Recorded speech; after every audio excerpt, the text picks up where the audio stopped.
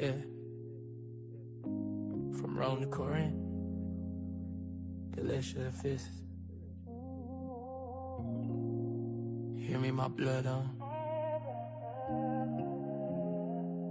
Yeah.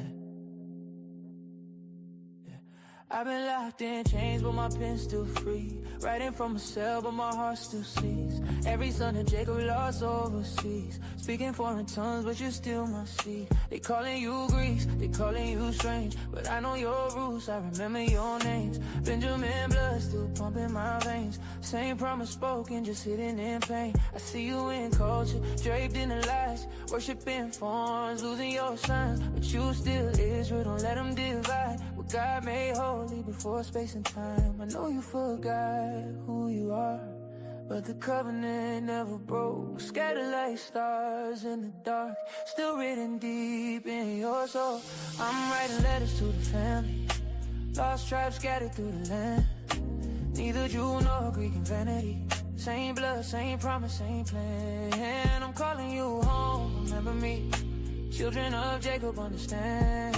I'm talking to Israel only, still held inside your hand.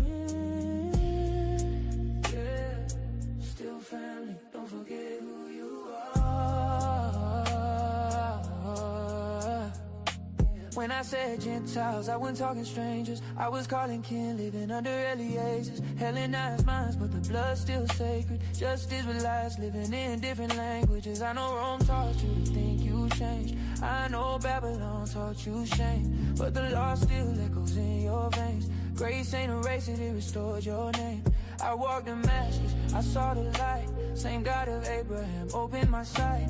I preach Messiah, not new religion, just fulfillment of ancient tradition. I'm not breaking what was written, I'm revealing what was missing. Same tree, different branches, still chosen, still his. I'm writing letters to the family, lost tribes scattered through the land. Neither Jew nor Greek in vanity. Same blood, same promise, same plan. I'm calling you home, remember me. Children of Jacob understand. I'm talking to Israel only, still held inside your hand. Oh, still family, don't forget who you are. You've been called everything but who you are. Given labels taken far, but a seal still marks your heart. Even when you drift apart, I rebuke lies, not the law. Faith don't cancel who you are. Messiah came for the lost, sheep of Israel near and far. This is family business, not replacement. Restoration. I'm writing letters to the family, from prison's pain and prophecy. Same promise spoken faithfully, from Sinai to Calvary. I'm calling you home, remember me. Scattered tribes rise and stand. I'm talking to Israel only, forever sealed by your hand.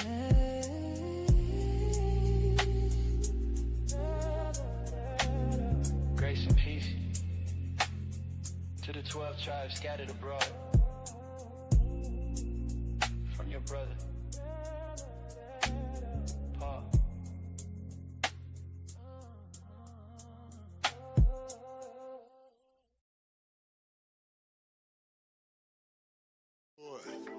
Hallelujah. Hey, don't be taken back by what you see. That's it, ride 88. Be obedient. Trust in the Lord. Embrace the Spirit. Hey, we need you to scrubs. It's easier than you think. Iron sharpens iron. It only take a few good brothers. Let's get it. It's the mush. Gotta apply it. Body script. Well, I let you fall. Let's be for real, know how you feel. Some of that Oscar leave you with a bad taste. You know the fruits of the spirit, you lay it all out, tell me how. I was in the trap, first time your folk heard about the truth. Blowing gas, laughing like they boys and fools. Sad, bad, look at that, homie, proof. Ain't it bad with it, but it's here, move. My spirit bear witness. Needless to say, your folk was a dick. Went do it like Joe, that double up. Took away the cigarettes, relieved all the stress. The point of the story, don't let what you're going through cause disobedience. Pray I'm ready for the ones allotted to. What you going through, y'all, let me help you. I know you might not think you where you wanna be. Let me help you with it, we'll get where we wanna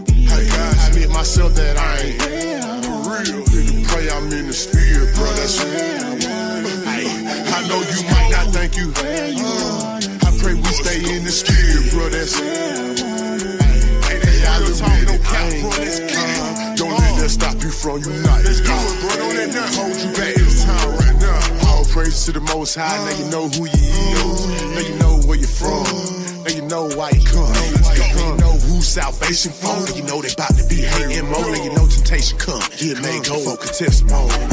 Rock 1 and 1. Translated in another tongue, the word loses power. So we say Kala, Yahweh Bashem, Yahweh Shai, Kwame Yasharah, Rakadash. Y'all can come in it. And you sitting in line. You're renewing your heart, you're renewing your mind. I know you might not thank you.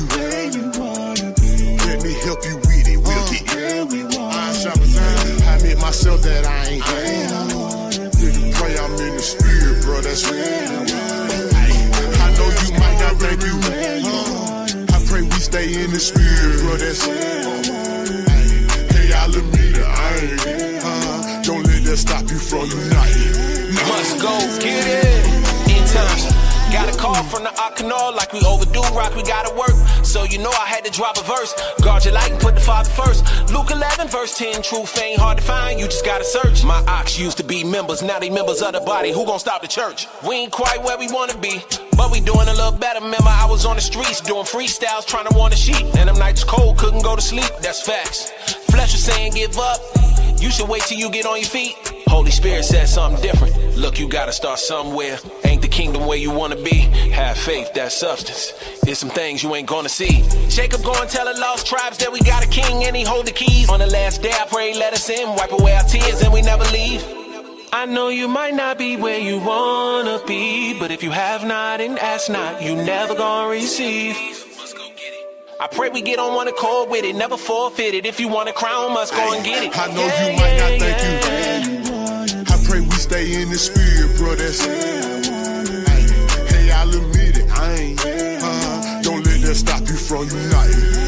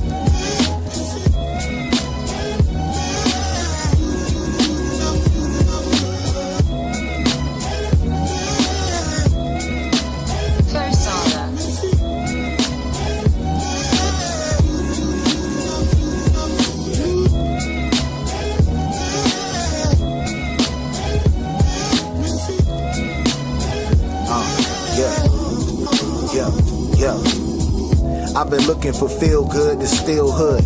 Fresh, leaving no prints like Uncle Phil would. I feel it under my chest, I'm getting further from death. I see his water protecting me like a shield would. Lot of rain, keep the feel good. We gotta bang just to feel good. They bang the set, keep a drumstick tucked to the chest. And them symbols, just a symbol for the love for the metal. Glitter with bezels, find Nirvana in a speaker. And my love for the ghetto, builders dilapidated, bass rattle, trunk with the treble. At the corner we would try to be rebels, cussing loud, smoking papers. Who'd have thought of these devils had us under their clutches? Guess the score wasn't settled. We the pray, so we praying in the hood, but we patiently waiting. Say the Shema when I rise, keep me away from the Satan. Put your spirit on my mind, give a song for salvation. Yeah, the sun brighter when I hear your quotes. I feel lighter when I hear your notes. This a melody for everyone with felonies. Know you still got hope. I said you still got hope. The sun brighter when I hear your quotes. I feel lighter when I hear your notes. This a melody for everyone with felonies. Know you still got hope. I said you still got hope. Rise and shine, put your makeup on. Baby girl, why you take so long? Had a vision of an angel, I forgot how she looked. Cause I saw you and my brain clicked on. Now I sing this song. Yep. Rise and shine, get your makeup on. Baby girl, why you take so long? Had a vision of an angel, I forgot how she looked. Cause I saw you with my brain clicked on. Now I sing this song. Yeah, like Lottie Dottie got the spirit riding shoddy with me. She a baddie, take her to parties with me. Help me focus on my studies and we always see the darkest secrets. We read at night when the Father teaching. We keep it light, trying to brighten the night. Even though stress is mounting, had encounters on the devil's mountain. Felt the trouble when I stepped in the door and I should have never doubted. He sent an angel and I felt his power, still got hope. The sun brighter when I hear your quotes. I feel lighter when I hear your notes. This a melody for everyone with felonies. Know you still got hope. I said you still got hope. The sun brighter when I hear your quotes. I feel lighter when I hear your notes. This a melody for everyone with felonies. Know you still got hope. I said you still got hope. On that day then every nation and kindred would take a bow before the Lamb and come and learn from the Spirit. It don't matter what you witnessed before. If you're living then you still got hope. Yeah. On that day, every nation and kindred would take a bow before the Lamb and come and learn from the Spirit. It don't matter what they witnessed before. If you're living, then you still got hope. Yeah. It's brought around over here on this table. We want to make sure that everybody can line up and just get through smoothly. Put the plates, the forks, all that, line all that up. Hold on real quick. Move the tables over around the side like that. Yeah, because we got to make sure the walkway is clear for people to get to the front. And then when we line up and do the prayers, we're probably going to like have everybody come around this way. And then we'll have Adawan Kanal do the prayers on that side. He'll start from the left and come all the way down. Yeah. Y'all love the feast days.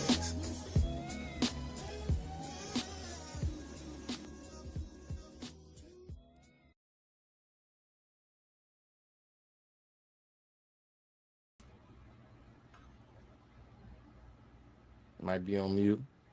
Hey, Shalom, Shalom. Khan Adawan. Oh, hold up. You say you can hear me? Khan Adawan, you hear me? Khan. Shalom, Israel. It's your brother Boaz with the Anointed House of Saints coming to you on this Sabbath morning brew. We got a class that I brewed up for y'all real quick. It's gonna be real good. So make sure you have your pen, pad, notebook, highlighters, whatever you need. Go ahead and like, share, and subscribe to the video.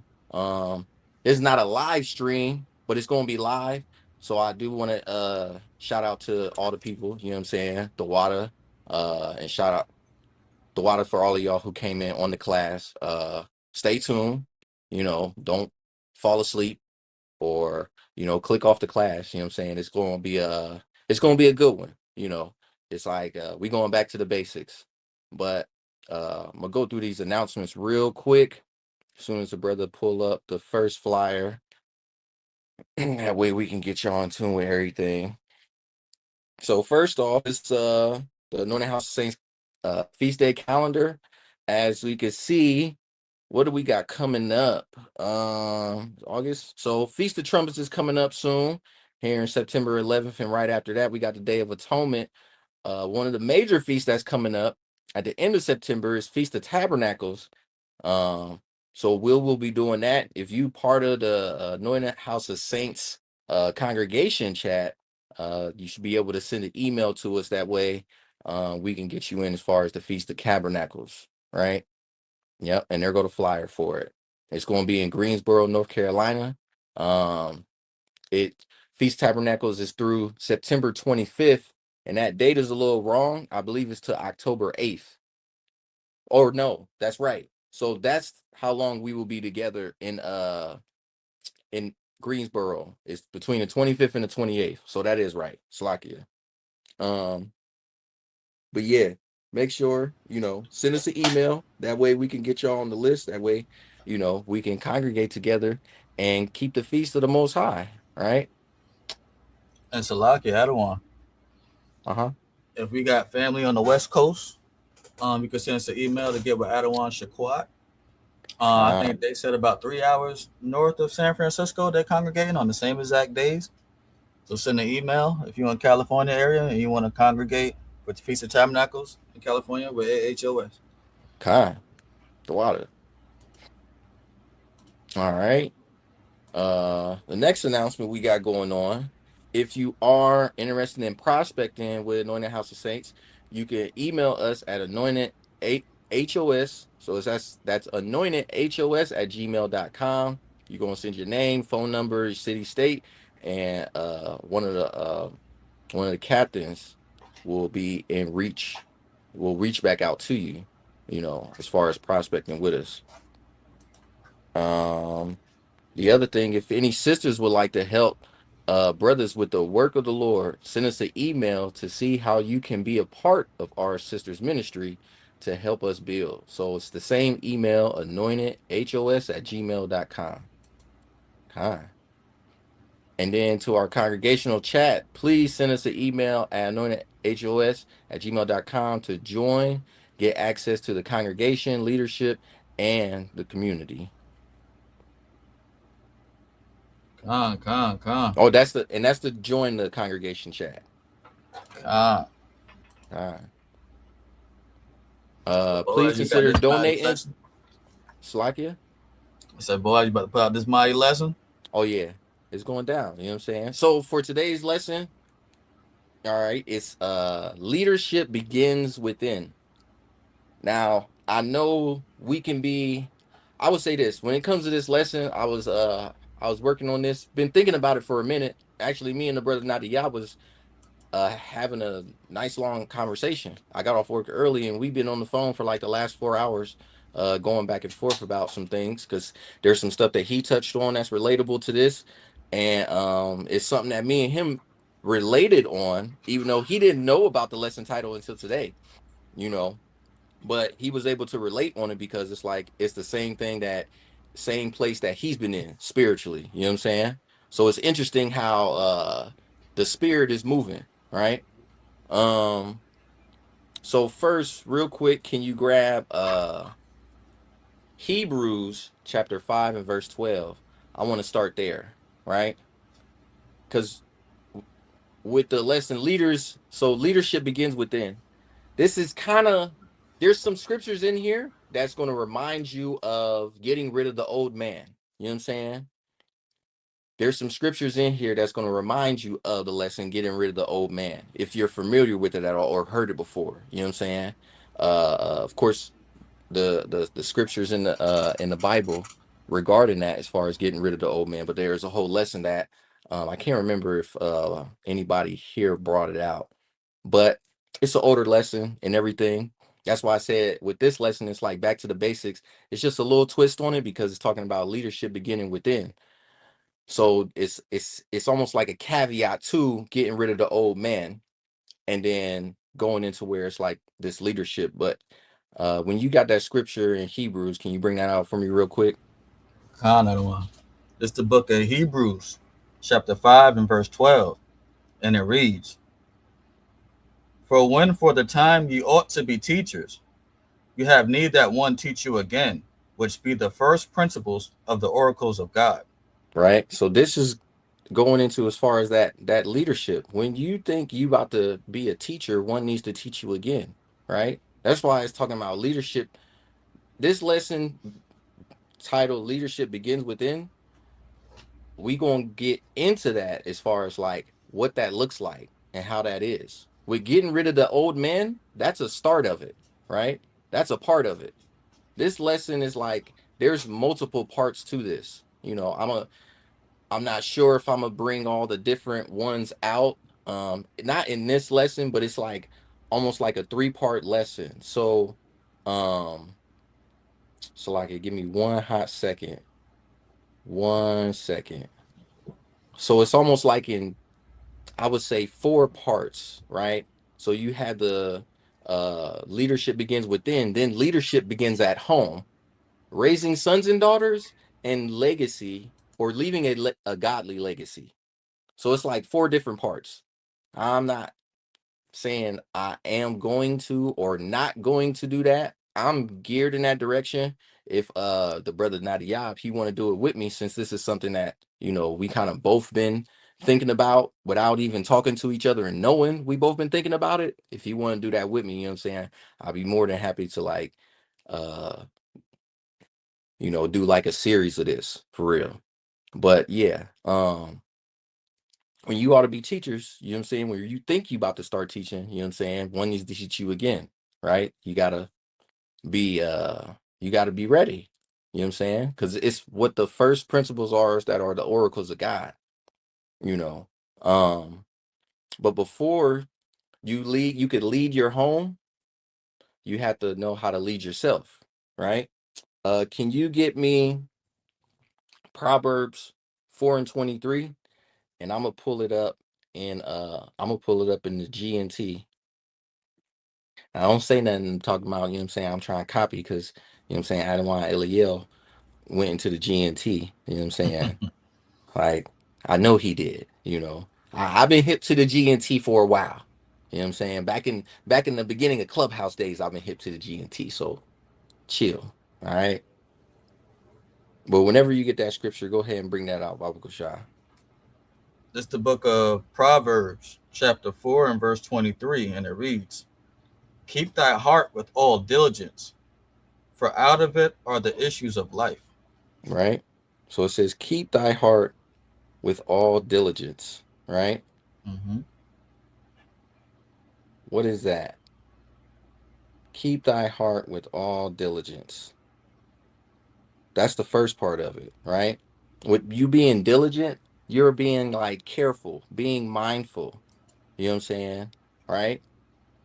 So in the GNT, a more plain way of saying it is like this. Proverbs 4:23. It says, be careful how you think. Your life is shaped by your thoughts. This is the start of the work with uh leadership beginning from within. It all starts off with the thoughts. You know what I'm saying? If you're putting corrupt thoughts, if you have corrupt thoughts in your mind, that's what you're going to be putting out, right? If you have righteous thoughts in your mind, that's what you're going to be putting out. So that's something we gotta work on as a people when it comes to how we do things, especially when it comes to dealing with each other, right? Because Mm-hmm. everything flows from the heart, i.e., mind, because we learned that in Jeremiah 17:9. The heart is deceitful above all things and desperately wicked. Who can know it, right? We know that's talking about your mind. So everything flows from the mind before a man can lead a wife. It's like it before a man can lead a wife, children, or a congregation, he must first submit himself to the Most High, right? And And how to? Salakia, Oh, no, go ahead. what makes this so important, just to ask, the audience a question. How do you know someone is coveting? Right, This is why this is so important about how you think, because we can never prove if someone's coveting or not coveting. We can only assume. right, The proof of the covet that they are coveting is once they act on it, and that's when they commit another sin like adultery or they're stealing or thievery. So that's the right. point of this verse: is what you think, your actions are going to soon follow. So Exactly. you got to control the thought first, which will eliminate that the native action, i.e., sin. Because really, Right, they both sins. You adding sin to sin when you do that internal sin. right. That's why Christ made that analogy about your mind and everything, about sleeping with the woman. Like you had Oh to yeah, think it first before you committed right. adultery. Exactly. And I yield right Exactly. there. Nah. You right on point. Cause I was just looking at that. Talking about you got the outward lust and you got the inward lust Mm-hmm. that Christ was addressing. You know what I'm saying? And that was for us to be able to get better when it comes to that. You know what I'm saying? Because you would think like, oh, because I'm not acting on it outwardly, you know what I'm saying?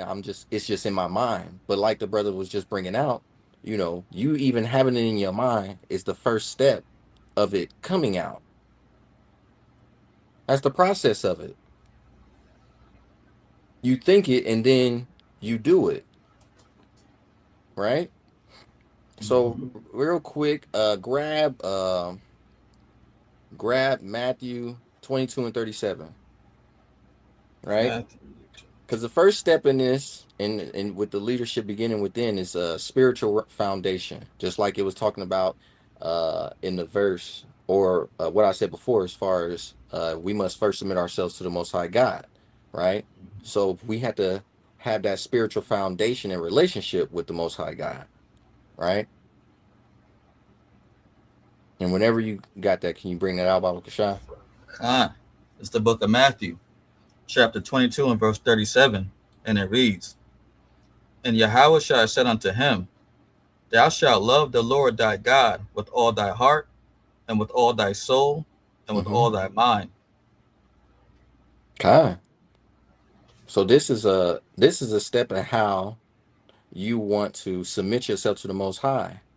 It says you have to love Him, but how do you know that you love the Most High God? This is why I was talking about this lesson is like back to the basics, because we all know the scripture, and whoever's first can drop it in the chat when y'all on the live. You know what I'm saying? But you should know the scripture that I'm alluding to, right? How do you know that you love God, right? 1 John 5:3, it says, For this is the love of God, that we keep His commandments, and His commandments are not grievous. This is how you know you love God, by being obedient and keeping the commandments. This is what the Most High ordained when He brought Israel out of Egypt and was giving them the law, statutes, and commandments, so they could be able to receive the blessing that, they were supposed to get. The reason why we in the position that we are in today is because we didn't do what the Most High told us to do. So now we in a position where us men, who have houses, right, who has a roof over our head, or providing a roof over our head, and providing a roof and covering over our wives and children and everything like that, right? We have to work on the leadership that begins within. Salaki Edward. Nah, go ahead. Please read that one more time. 1 John? Yes, sir.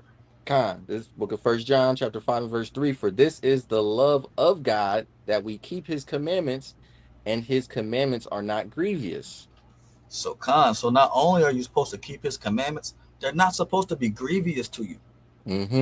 It's not supposed to pain you. You're not supposed to be angry. You're supposed to be happy to do the Most High's commandments. Facts. That's what the Most High can see you inside. That's what they told. His eyes is 10,000 times brighter than the sun. That's right. He's seeing your intentions by doing it. You ever tell your child to go clean the room and they stomp off? Even though they go clean their room, you're upset. You're displeased by their behavior and what they felt inside because they had to clean their room. Right. I think the Most High looks at us as His children. We're supposed to be made in His image, and we're supposed to do what He told us to do. Are we doing it happily? We should be singing and dancing out of our clothes like King David to keep His commandments. That's right. But I yield right there. Nah, that's right. That's facts, right? And going back to us, right? We can't teach our family to love God if we don't love Him or know how to love Him.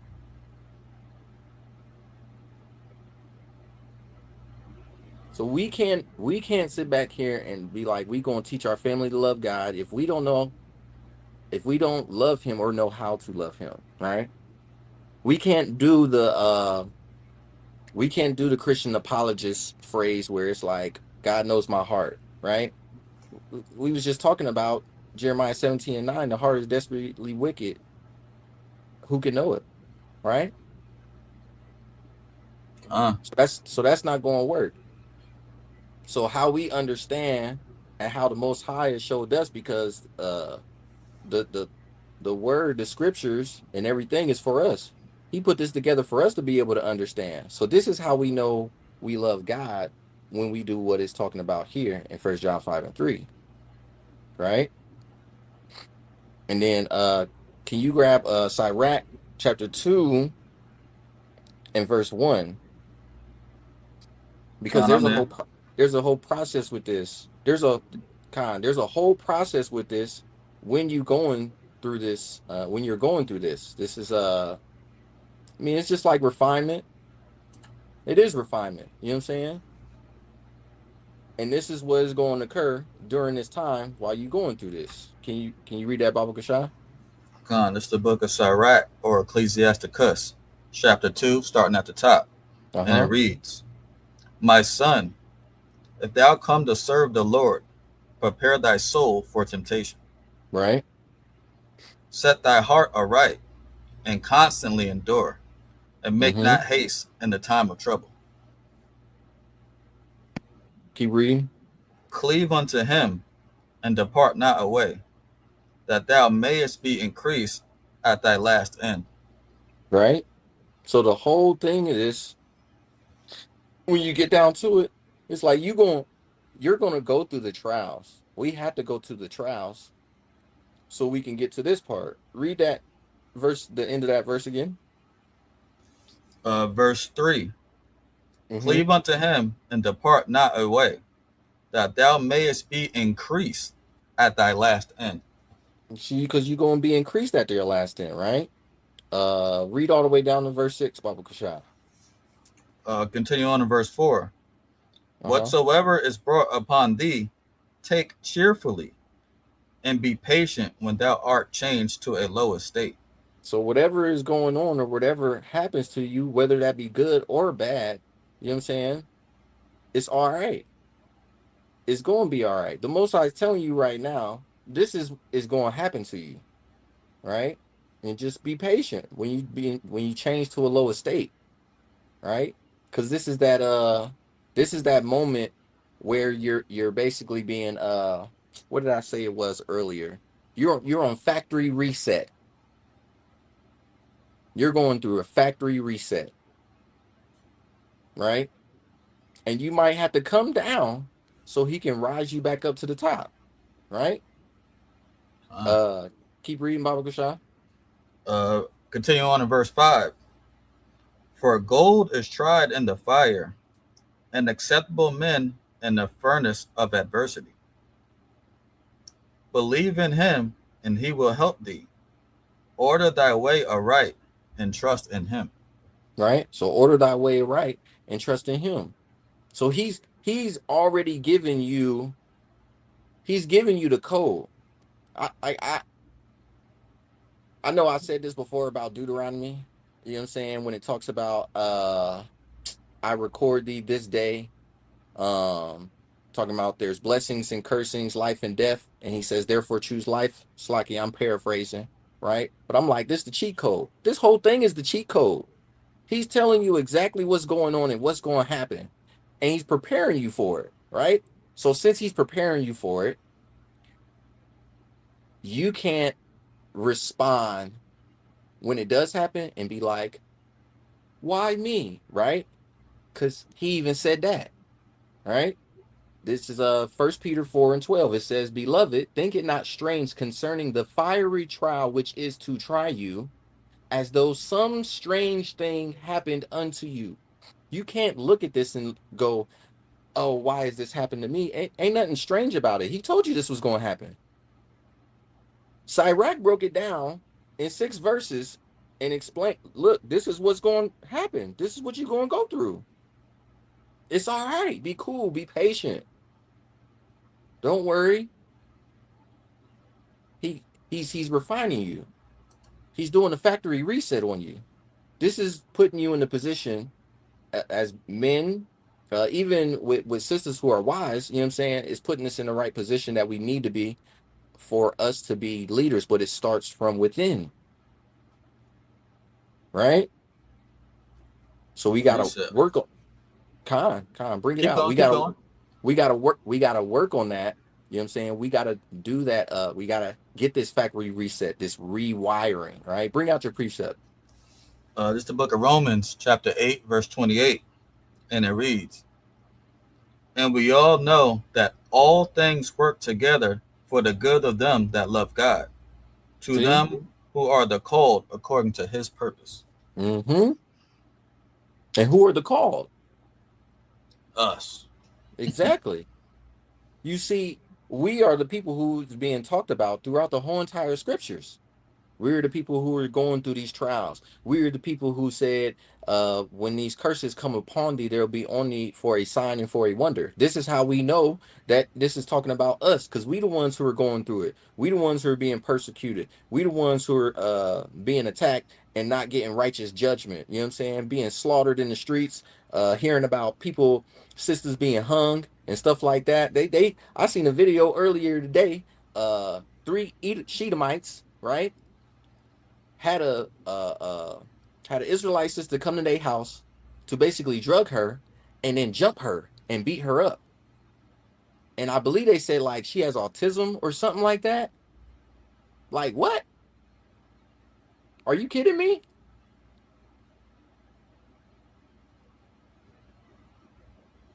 Because we want to be desegregated. We want to act like, you know, oh, these my friends and stuff like that. Like, nah. We know what Cyrac say, you know. I ain't trying to go away from this, but we know what Cyrac say, you know. Mm-hmm. Never trust thine enemy, right? Hey, but that's part of leadership. That's part of leadership. Teach them who to stay away from and who to congregate with. You know what I'm saying? And you know, Shalaka, you're not to go off in a rant. My homeboy would say he would ask me certain questions, because he'd be like, if you feel that way about him, why you do this when you working? I'm working, I'm doing my job. You know what I'm saying? Some people have a character, and you know what I'm saying, they have good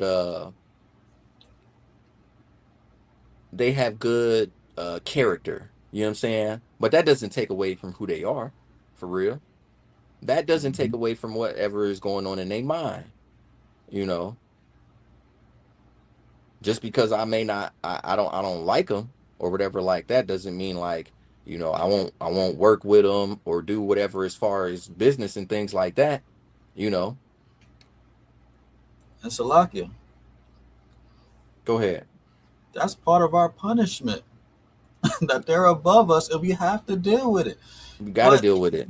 It said we have to deal with all things work together for the good of them that love God.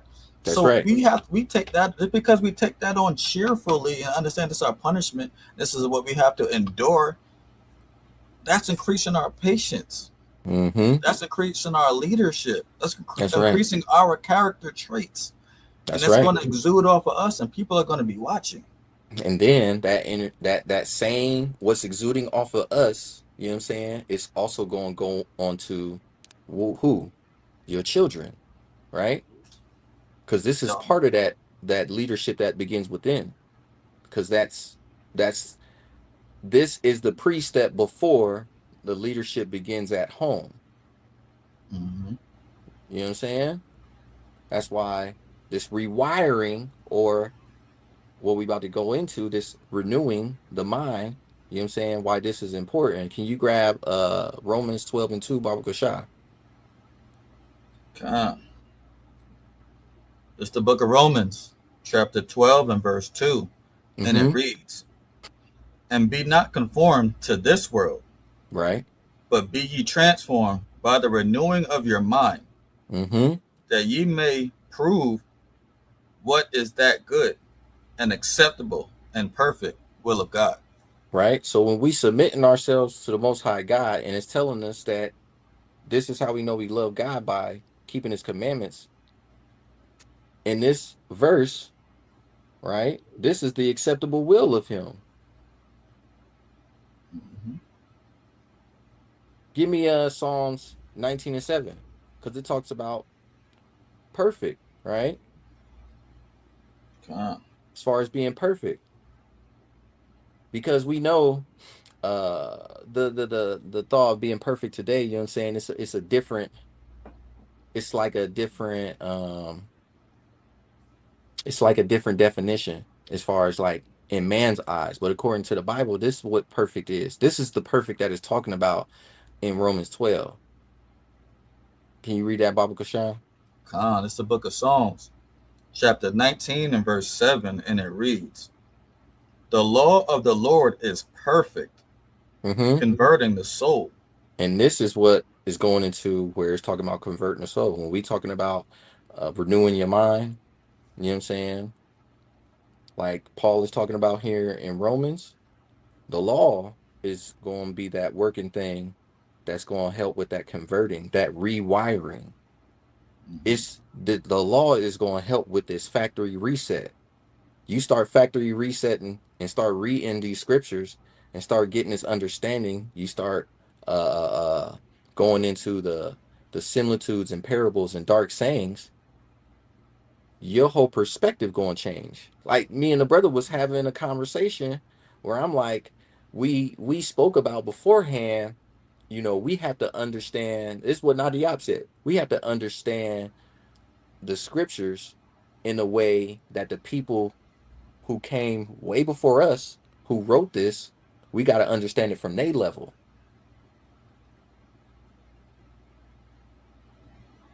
And the made this more interesting, the brother said, our language, the English language, is more complex than theirs when we read in the King James. Theirs is more simplified versus ours. And I was like, I could see that. And the brother went in and broke it down even more with how a definition of a word is, how they simply understood a word back then, and in other cultures, how certain things is understood, right? In the English language, we get 10 different definitions for it. So now it's so complex. When we read in the scripture, we taking it to the literal sense of this English, where somebody broke it down to make it fit whatever their narrative was. Now we can't understand it from the language and knowledge that the people had who came before us, because we got all of this complex and 20 different definitions for one word.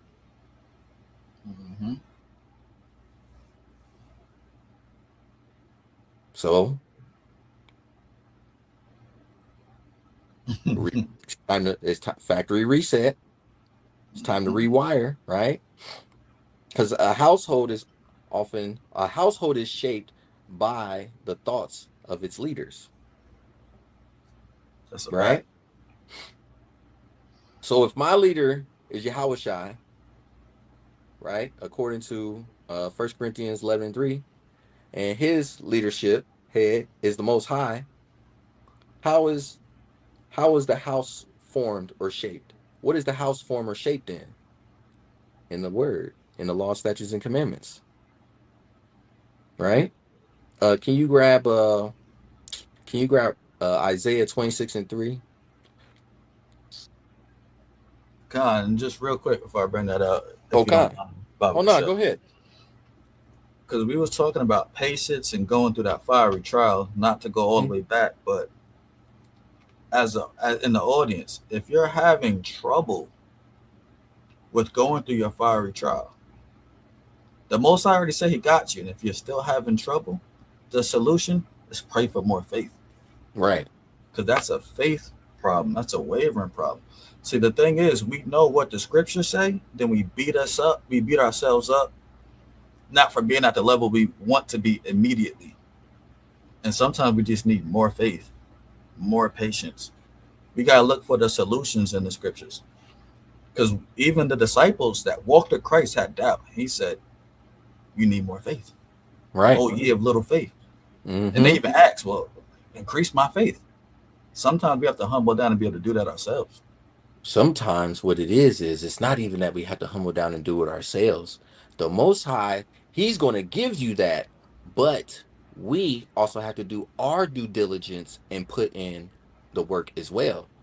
Because if we go to Him and we pray and we ask for patience, are we just going to be blessed with patience? Like, wow, there you go, you got patience. No, you're going to go through something. The Most High is going to put something in front of you for you to be able to gain patience. Right? Same as with as far as going through the trials, right? The Most High, He's going to put you through that so you can get to your next level. It's all about leveling up. You resetting. You've been on NPC mode this whole entire time. Before you knew you was an Israelite, you was a non-playable character. Extra. Right? You was a non-playable character. You was out here just doing it whichever way. Right? Your boss say go this way, you go that way. Your boss say do this, what you gonna do? Some people be like, oh, I ain't listening to him. Well, you ain't got a job. You gotta go get a new job. You can't have that type of mentality. You know what I'm saying? The Most High said do this. What you gonna do? You gonna do this. You can't tell me right now you about to sit back here and listen to your boss over the Most High. I don't believe that. And what's so cold about it? We got to look at this as a placement test. Your trial is to show you where you are, the same way placement tests do when you go to college. It shows you where your strengths are, and it shows you what you need to work on. Are you looking at yourself, like this class is instructing you to, within, to point what the Most High is teaching you through this trial? Like, dang, I'm low in this area. I got to improve in this area. I got to study here, like a placement test. If you are straight A's in English and social studies, but you a D student in math, that tells you I got to work on my math. I got to go get in the lab and study this. Right. That's what our trials is telling us. It tells you where you're strong at and where you fall short at. Facts. So we have to be self-aware and do as 2 Corinthians 13:5 and examine ourselves. Improve ourselves. Because we don't want to be a reprobate. We don't want to teach something and not be able to show that example. Right. We don't want to look like a hypocrite. But I yet right there. Hold on. I know you said Isaiah 26. I don't remember the verse. 26:3. Hold up. I'm gonna bring this out real quick, just to add to the point that Nadia was bringing out, because you're gonna go through that, right? This is 1 Corinthians 10:13. It says, "There have no temptation taken you, but such as is common to man." So whatever's happening to you, it ain't nothing that ain't happening to nobody else, right? It says, "But Yahweh is faithful, who will not suffer you to be tempted above that ye are able." So he ain't going to allow you to suffer above what you're able to handle, right?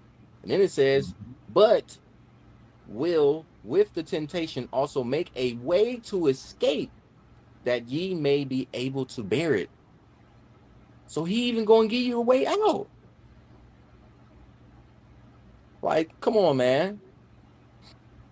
The code is right here. It's right here. You know what I'm saying? Like I was just telling my coworker, you know what I'm saying? He's giving you the keys. I said, just keep reading. Even if right now you don't understand whatever you're going through, when you're going through, just keep reading. Don't stop reading. You know, though you may not understand right now, you can come back and revisit the same thing and read it later on, and you understand it, because that's the Most High. He's going to give you that. He already said he was going to give us that. But we got to do our part, right? You want the understanding? You want the wisdom? Cool. I'll give it to you. Read. You didn't get it right now? It's cool. Read something else. I'm going to give you that. Oh, you coming back to read that again? Guess what? Now you get that. Now you get to have that. And much those more. that read it. Right? But it's like you bring out Isaiah 26:3, Baba Cashapp. This is the book Isaiah, chapter 26 and verse 3, and it reads, "That will keep him in perfect peace, whose mind is stayed on thee, because he trusteth in thee." Right. So when you are focused on keeping the law, statutes, and commandments, submitting yourself to the Most High, being obedient to him, doing his will, he will keep you in peace. You know, when we operate and doing what we supposed to buy, I mean, so like and doing what we supposed to do regarding being obedient, keeping the commandments and everything like that, right? He says that he will even make your enemies be at peace with you. So what make us think he's not going to do this throughout this whole process that we have to go through when we going through these steps? Because it's steps that we have to go through. Grab Psalms 51 and 10. And if you can, grab Ezekiel chapter 36 and just hold it. I want Psalms first. Okay, I'm there. We going through these steps, right? So the spiritual foundation, renewing, rewiring the mind, right? And then you have the heart, which is your character, your mind. This goes a part of your character. Read that, Baba Cashapp, in Psalms 51 and 10. It's the book of Psalms, chapter 51 and verse 10, and it reads, "Create in me a clean heart, O God, and renew a right spirit within me." Right? God is more concerned with who we are than what we accomplish. When we come to him and we're going through our factory reset because we tired of being NPCs. Listen, man, he got to clean us up. Look, let me give y'all an example. So you remember back in the day of the old computers. Now people, I mean, I know people still probably got their Dells and their Hewlett Packards or HPs or whatever. You know what I'm saying? Or Apple computers, whatever. You remember back in the day when you was on your computer and you'd have been Israel dropped sevens in the chat if you could agree with this. You was downloading music. You had all the different streamer platforms to be able to download music because you trying to get whatever mixtape you can. DJ Smalls, DJ Cannon, all of them, right? Gangsta LimeWire Grills, days. whoever, LimeWire, right? LimeWire days. Your computer, because you done downloaded some stuff because you trying to get the exclusive, you done went on the fritz. And what do you got to do? You got to power that bad boy down. And when you turn it on and you see at the bottom of the screen where it say click F2, you got to click on that. Because then what? You got to factory reset your computer. Get rid of all the old stuff. You got to get rid of all the old stuff. Exactly. So that's what the whole purpose of this is for. We got to get rid of the old stuff and be renewed. You know what I'm saying? That's why the Most High, he is more concerned with who we are, our character, you know what I'm saying, versus what we can accomplish.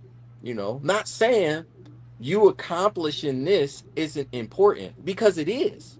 You know what I'm saying? When you accomplish it, you know, the Most High is seeing that you are you're taking what is being given so he can be able to give in return the blessing that he ordained and promised to you. Right? Kind of one. Grab that Ezekiel chapter 36 and read verse 26 and 27, Baba Cashapp. This is the book of Ezekiel chapter 36, starting at verse 26, and it reads, "A new heart also will I give you, and a new spirit will I put within you. And I will take away the stony heart out of your flesh, and I will give you an heart of flesh. And I will put my spirit within you, and cause you to walk in my statutes, and ye shall keep my commandments and do them."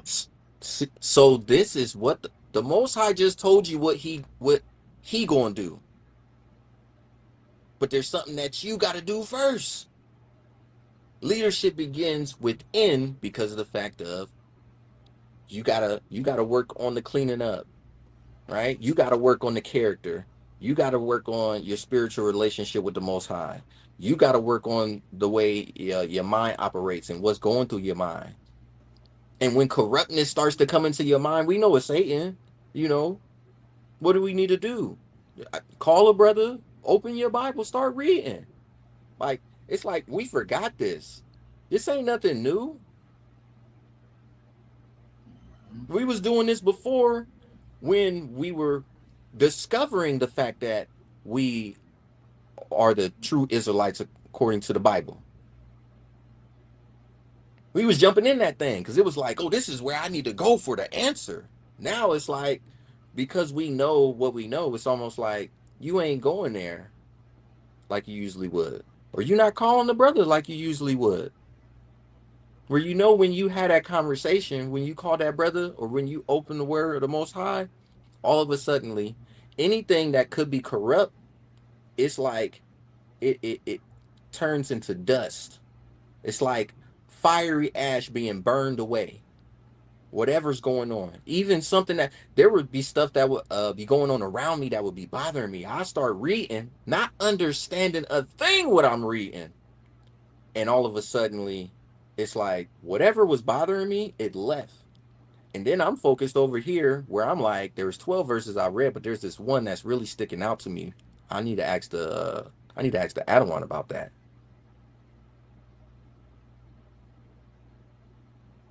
Simple as that.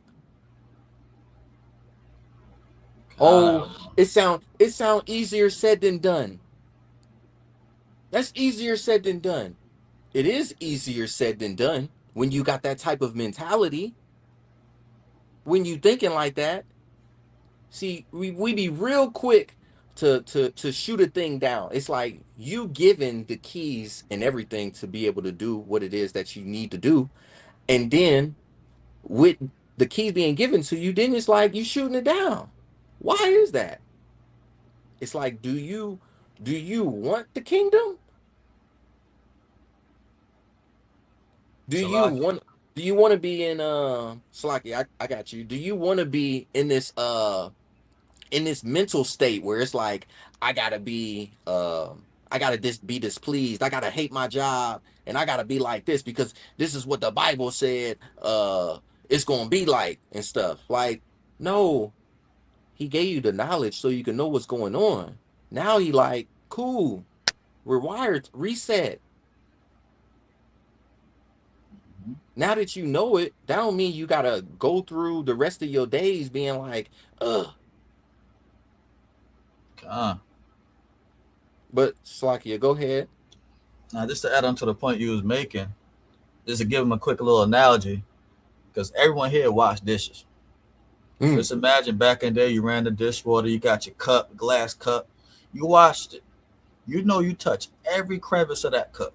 You rinse it out, and then you put it in the light and look, dang, there's a spot. I know I touched every spot in this cup, but there's a spot that needs extra cleaning.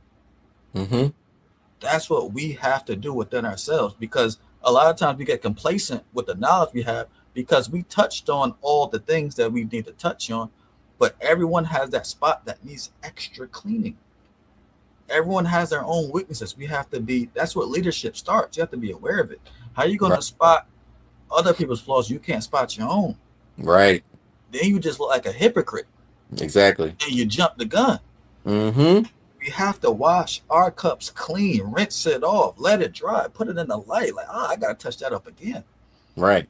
That should be a daily thing we do. Whether it be something that's faith, something that's patience, something that's your temper. Right. Maybe you forget your fringes, anything. Just because you learn correctly doesn't mean you can't become more perfect. You feel that? Facts. You can get more perfect. You can do something great, but you can be more perfect. Listen, and we get complacent. We get complacent because we've been studying for 5-6 years. You know, you went to camp and you're bringing people in, and you think you that guy. People like the way you teach. Now you use your own proverbs, and people failing you. Then you get complacent. And you stop washing your cup because now you think you're good enough to wash other people's cups. That's not your job. Right. We got to wash our cup. We're supposed to work on our own salvation with fear and trembling. That's right. We're just teaching people about the Most High and what the Bible says, but we're supposed to be daily washing our own cup. That's right. Big we're supposed to let people know what the law says but we don't have the power to condemn nobody. Mm-hmm. Because we all deserve death. Right. Based on the life we lived before we came into the truth. Hey. And now we're using Period. our knowledge. I'm not even going to say wisdom yet. We're using our knowledge to disparage the people that need to come in. Mm-hmm. Because that's just our knowledge we're using. We ain't using wisdom because we would know how to talk to people. Right. We would know how to bring them in. What Matthew 23 and 23 said? Yeah, just bring that. I don't want to butcher it. This book of Matthew, chapter 23, and verse 23, it says, "Woe unto you, scribes and Pharisees, hypocrites, for ye pay tithe of mint and ants and cumin, and have omitted the weightier matters of the law, judgment, mercy, and faith. These ought ye to have done, and not to leave the other undone." Are we admitting those weighty matters of the law because we got some knowledge? Because we're more studied? We know the history better? We know the Greek better? We know the Hebrew better? Are we disparaging people that didn't know? Because there was a point you didn't know either. Right. Are you that far removed that you don't understand where you came from? That's something we all got. That's part of leadership. That means you can't connect. Let's say in your body, you are elder. An elder should be able to connect to everybody in the camp, which would be the captains, officers, soldiers, and prospects, and the people that don't know nothing about nothing because they want to come in. Because at one point you were in all of these stages. Right. That's why the greater you are, the more condemnation you have because you touch every stage. You should be able to teach everyone at every level, condescend to everyone's level because you've been at every level. That's right. That's why the greatest among you is the bigger servant. You have to be able to touch all of these people. The one at the bottom don't got to touch nobody. He don't know nothing. He don't know nothing. All he has to have is an ear to hear and be humble and listen. Yep. You got the job. Yeah, you got the job. like, don't take your blessing lightly. Right. The fact that you're able to understand you have the ears, don't take that lightly. Right. This is leadership we're talking about. These are things you got to clean up within yourself. Can you look in the mirror and be happy? Right. That's why it starts within. Nah. You hit the nail right on the head, like straight up. That's why the leadership starts within. It begins within. Like he said, we got to clean our cup. Just because you thought you got it clean, because you took it through the dishwasher, because you washed it in the sink a little bit, threw it in the dishwasher and brought it out, don't mean that you ain't going to find that speckle there. And then on top of that, because the cup is being used, you got to re-clean it. Because we going out here into the world where all kind of stuff is going on. You on social media, you doing the doom scroll, you seeing all kinds of things. You got to keep cleaning. Keep reading, you know, and you actually went into the point that I was about to go into regarding your speech, because that's important. Because when you doing all of this, factory resetting, grab Proverbs 18:21 Bible Cashapp. When you doing this factory reset and you know you getting your spiritual foundation together, your mind, your heart, your character, your tongue is the other thing that goes into that as well. What comes out of your mouth, right? Can you read that, Baba Kasha? This is the book of Proverbs, chapter 18 and verse 21, and it reads, "Death and life are in the power of the tongue, and they that love it shall eat the fruit thereof." Right? Death and life come from the power of the tongue, and they that love it shall eat the fruit of life. Right? Did I say that right? It sounded right. Say it again. For the audience in the back. Say it again for the audience in the back. Go up, man, because I want to go back to it, because it's like... you want me to read it again? Read it again. It's the book of Proverbs, chapter 18, verse 21, and it reads, "Death and life are in the power of the tongue, and they that love it shall eat the fruit thereof." They that love it shall eat the fruit thereof. Salakia. I said fruit of life shall eat the fruit thereof. So if you're speaking things that are corrupt, that lead to death, guess what? That's what you're going to get. If you speak in life, then what you going to receive? You're going to receive life, right? Salaki, Adawan. Now, go ahead. Go ahead. Don't You this got it. sound like you're accountable for everything you say and do? Because don't it sound like what you say, you're going to manifest some way, shape, or form? Mm-hmm. So that makes you accountable for everything you do. That means there is power in your speech. The Most High gave you the ability to speak. So there's power in that. Right. So what you say, you're going to manifest. If you speak death, death is going to come upon you. If you speak life, life is going to come upon you. That's right. And that's very important, especially when it comes to the children, right? Because children often repeat what they hear repeatedly. I'm gonna say that again. Children often repeat. Children often become. Children often become what they hear repeatedly.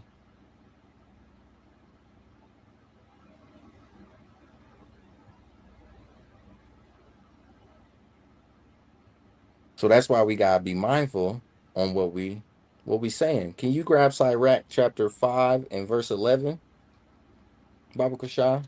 Another one. It's the book of Sirach. Or Ecclesiasticus, chapter 5, verse 11.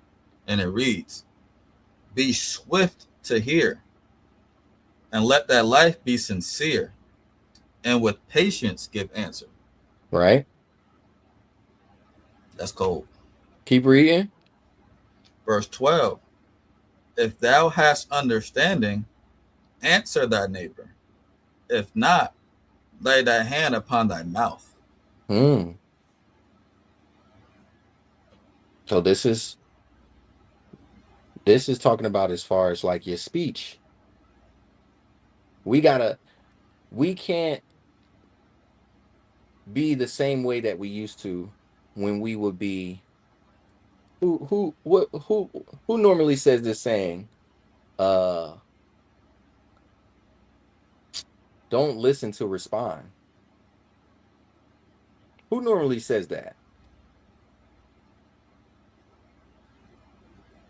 Do you know? Nadia? Who do I hear that from first? Yeah. Probably Elder Yawo, I think the first person I heard say that. From SOT. All right. Don't listen to respond. You know, you could be responding to something that you didn't even hear the whole weight of the matter. Now you done lost the person who's going into whatever that they going into because they never finished what they had to say. Or you jumping down somebody or getting on somebody who's explaining a scenario to them, and just because you know a character of themselves or how they've been or what you know them as, you think that they responded a certain type of way, which got them in a situation, whatever that they got into. But you ain't here to weight of the whole matter. Now you looking silly because it's like you start jumping down on somebody and they like, you ain't listened to all what I had to say. Because I didn't do all that. I did this. And this was still the outcome. Now you look foolish. Right? Read verse 13, Baba Kasha. 5 and 13? Khan. It's the book of Sirach, chapter 5, verse 13, and it reads, honor and shame is in talk, and the tongue of man is his fall. Honor and shame is in talk. That's why you gotta be careful. That's why we have to work on our speech. We have to work on our speech and patience You know what I'm saying? In areas where it's like, if we knowledgeable about something, we can give an answer to. And if we not, you're not just sitting back here saying whatever. Because you say whatever, and then that person go out and they repeat what you said to somebody else, they gonna look like a fool. Mm-hmm. You gotta ask yourself a question, Salakia, Adawan. Nah, go ahead. Are you here to bring people to the Most High and to Christ, or are you here to prove how much you know? Right. That's something you really gotta ask yourself when you're put in a position. Because if it's all about the Most High, you'll have no shame in saying, "I'm not sure. Let me research that," or let me refer you to somebody who knows a little more than I do. You wouldn't feel no shame in that. That's wisdom. Mm-hmm. But if you want to showcase how smart you are, that means your knowledge puffed you up, and now you winging it. Mm-hmm. Just because you can put things together that sounds good, and they will believe it, and you feel like you did something, you didn't know what you was talking about, but now you just ruined him. Right. So you gotta. So if you have that spirit on you, like I said, we're talking about leadership and washing ourselves. So if this sounds like you or something that you do, you have to think: am I really doing this for the Most High? Am I doing this for me? Right. And if it's for me, that's you got to go back to that cup and start cleaning again. Mm-hmm. The outside look nice, but the inside got to be just as nice. Right. Because we have the finest garments, we got flavor. Mm-hmm. Is the inside clean? Is the inside clean on the inside, clean on the outside? You know the song. Israel want the ice cream paint job.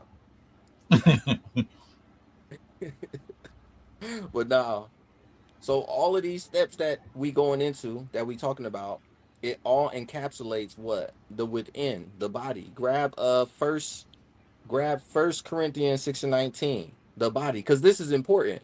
All of these specific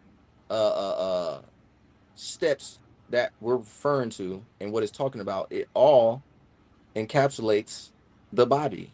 The tongue is in your body, right? Your mind is in your body. The spirit that the Most High gave us is where? Is in us, right? Mm-hmm. And a lot of these scriptures that's coming out is classic scriptures, classic basic scriptures, but you know, there's nothing wrong with revisiting them. Read that, Baba Kushah, in 1 Corinthians 6, verse 19 and 20. John, it's the book of 1 Corinthians chapter 6 and verse 19. And it reads, what?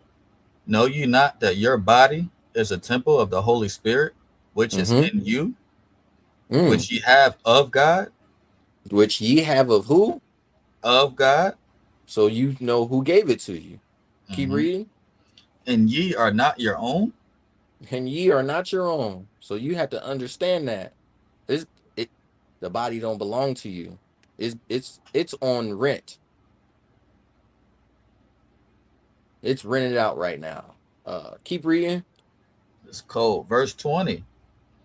For ye are brought with a price. Therefore glorify God in your body and in your spirit, which are God's.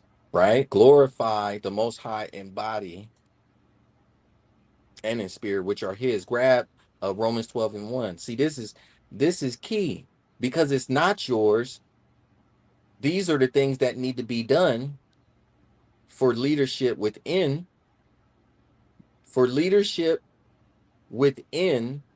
So we're putting the right things in us, in our minds, when we what we see, what we hear, what we eat, what we say, all of that is important, especially when it comes to us going out here and doing the work and teaching somebody else. Like the brother used, y'all can rewind the video back, but explained very well.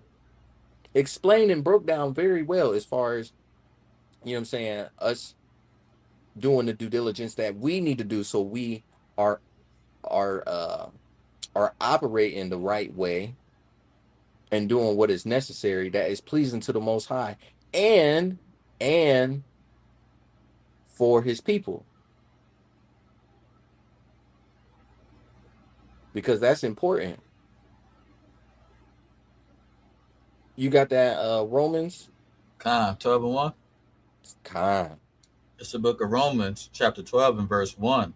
And it reads, I beseech you, therefore, brethren, by the mercies of God, that ye present your bodies a living sacrifice, right, holy, acceptable unto God, which is your reasonable service.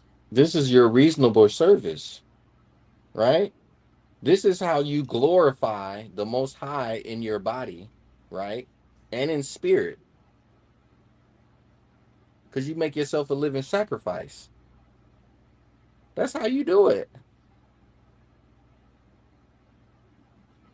You getting the factory reset today, Israel. When this is over and done with, now you're going to be like, I am no longer an NPC. So what that means is, don't be sitting back here operating like you a non-playable character. You are no longer a non-playable character after this. And what you have to do is you have to work on yourself. Like brother said, clean the glass. Keep the glass clean. Keep reading. Keep studying. Keep watching classes. Keep going out and asking for understanding or for the wisdom. Ask questions. Drop precepts in the chat. Add to the lesson. Scribe the class. Right? Like the ant. Like the ant. The ant is useless without the colony. One ant is useless, but together they're mighty. Man. And that was the whole thing why we Solomon was going into as far as watching the ant. Ant going to work. I was watching where's that? Yesterday I was out with the brother fishing and everything like that. Man, ants was moving where we was at. They was doing their thing. They wasn't trying to mess with us or whatever. They like, we doing whatever we doing. Y'all do what y'all do. And look how they work together. Man. Under one authority to get one job done. Listen, if I would have let some like this good sweet iced tea drip onto the ground, they would have flocked it. It would have been over with. And like, we got something to drink outside of the water that the Most High, you know what I'm saying, pours down on the earth. Can you grab the book of Sirach, chapter 30 and verse 14? 30 and 14? Con. Yeah, man. This is the book of Sirach, chapter 30 and verse 14, and it reads, better is the poor, being sound and strong of constitution, than a rich man that is afflicted in his body. Right? Better it is a poor man who has good health, right? He got his health right. In what way? We ain't talking about just eating. We talking about health wise in all the ways that's being described. What we talking about in your factory reset, right? Health wise in your mind, health wise in what you listening to, health wise in what you seeing and receiving. That you're gonna be thinking about. Health wise as far as like what you saying, what you bringing out of your mouth. Health wise as far as what you doing for your spirit to get clean. Just that cleaning of the glass that the brother talking about, and the spots, and one of the little speckles is the little part as far as like the spirit, your spirit. That's one of the spots right there. Let me read verse 16. When you first came into the truth, Con, I got you. When you first came into the truth, you know what I'm saying, you was on fire. You was like a blowtorch in the truth. Right? Now some of us is out here like candles with the amber flame. You know what I'm saying? Try and have a little wind hit it just to get the fire back going. But Salaki, go ahead and read that verse that she was about to read. Let me just read verse 16, 2 verses down. Sirach 30 and 16.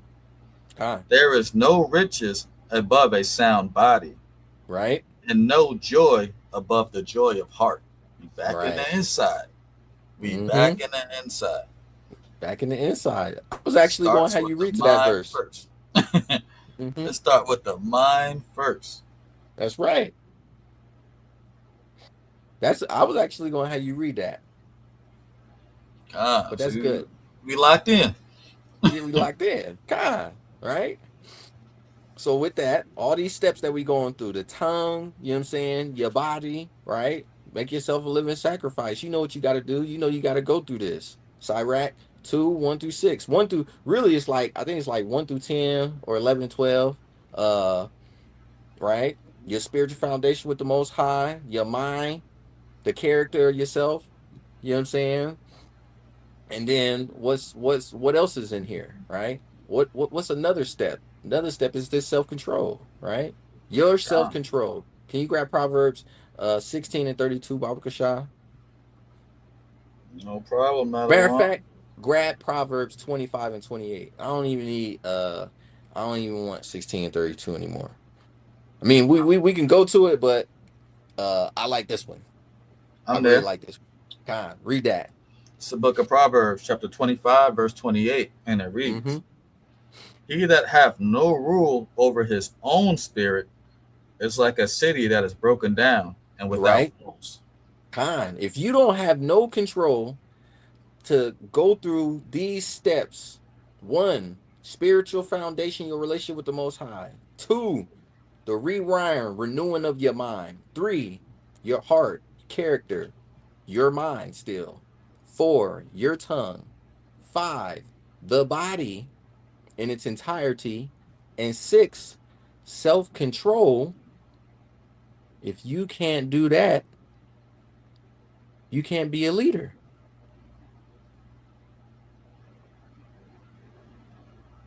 Leadership begins within. And before we sit back here and think that we ought to be teachers, as it talks about in Hebrews 5 and 12, one need to teach you again. We need to go through this process. That way we're able to get the Most High's people. That way we're able to get our brothers, our sisters, our aunts, our cousins, our mothers, our fathers, our nieces and nephews, and bring them back so we can get to the kingdom. And there's a way to be able to do it without going through and hitting everybody over the head with a hammer or with the club like you a caveman. We can do it, and we can have fun doing it. Who remembers that? Brothers was speaking and teaching that, and they talked about when you in this truth for a while, you know what I'm saying, it get bitter. It definitely do. But that's the reason why you get scriptures like Zephaniah 2 and 1, where it talks about gathering ourselves together, nation not desired. We got to come together. We got to do these feasts together. We got to keep these holy days together, these new moons, the Sabbath. We got to come together as a people so we can keep doing what? We can keep our cup clean. We can refine each other, right?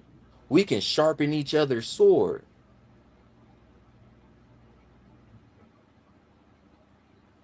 We got to work together. Nah, Slakia, go ahead.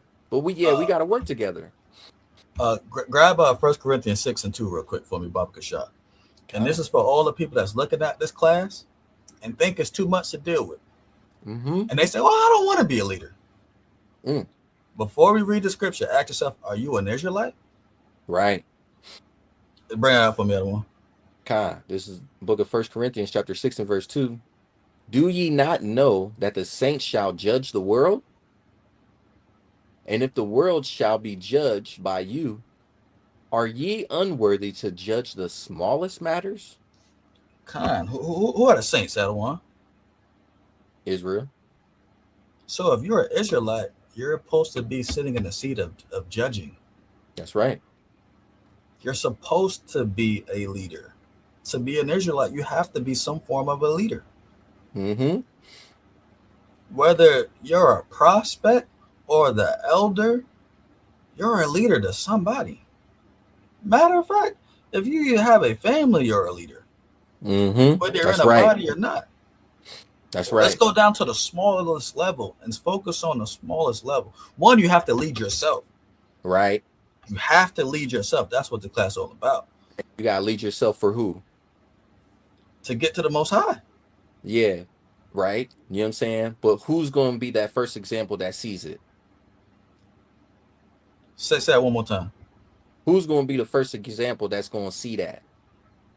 Your kids and your rib. That's right. Or if you don't have that, do you got a little brother, nephew? That's Matter right. Of fact, do you not walk outside? That's right. Do Israelites not see you? Mm-hmm. You're a leader. You feel me?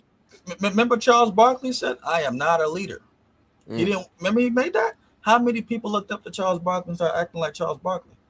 He didn't want the responsibility. It didn't change the fact that he was a leader. Right. Somebody's watching you. That's right. Either they're going to go left with you, go right with you, or they're going to walk down that narrow path with you. Mm-hmm. Which way do you want to lead them? Right. Into the fire, into the water, into that narrow path. So I can go one by one. Mm-hmm. You can't be an Israelite and not want to be a leader. That's saying you don't want to be an Israelite. That's part of being an Israelite. Mm-hmm. Whether you're in a camp or not, you're part of the nation. Mm-hmm. That's above all nations. That's right. They can't come to us and learn if we ain't leaders. Facts. And that's why. Oh, go ahead. Go ahead. Leadership is immortality. Get Sirach 30-3 real quick, Baba Cashapp. I think that's what I want. I think that's what I want. Let me see. This is good. This is Sirach chapter 30 and verse 3. It says, He that teacheth his son grieveth the enemy, and before his friends he shall rejoice of him. Next verse. It says, Though his father die, yet he is as though he were not dead, for he have left one behind him that is like himself. That sounds like immortality to me.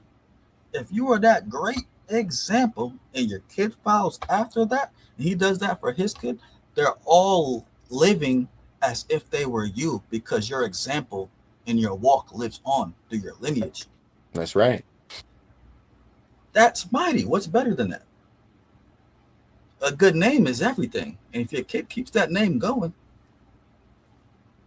you did your job. Just imagine if 10 generations down the line, they know who Boaz is. Boaz is the one that changed this whole family line. What? Hey. That's not mighty?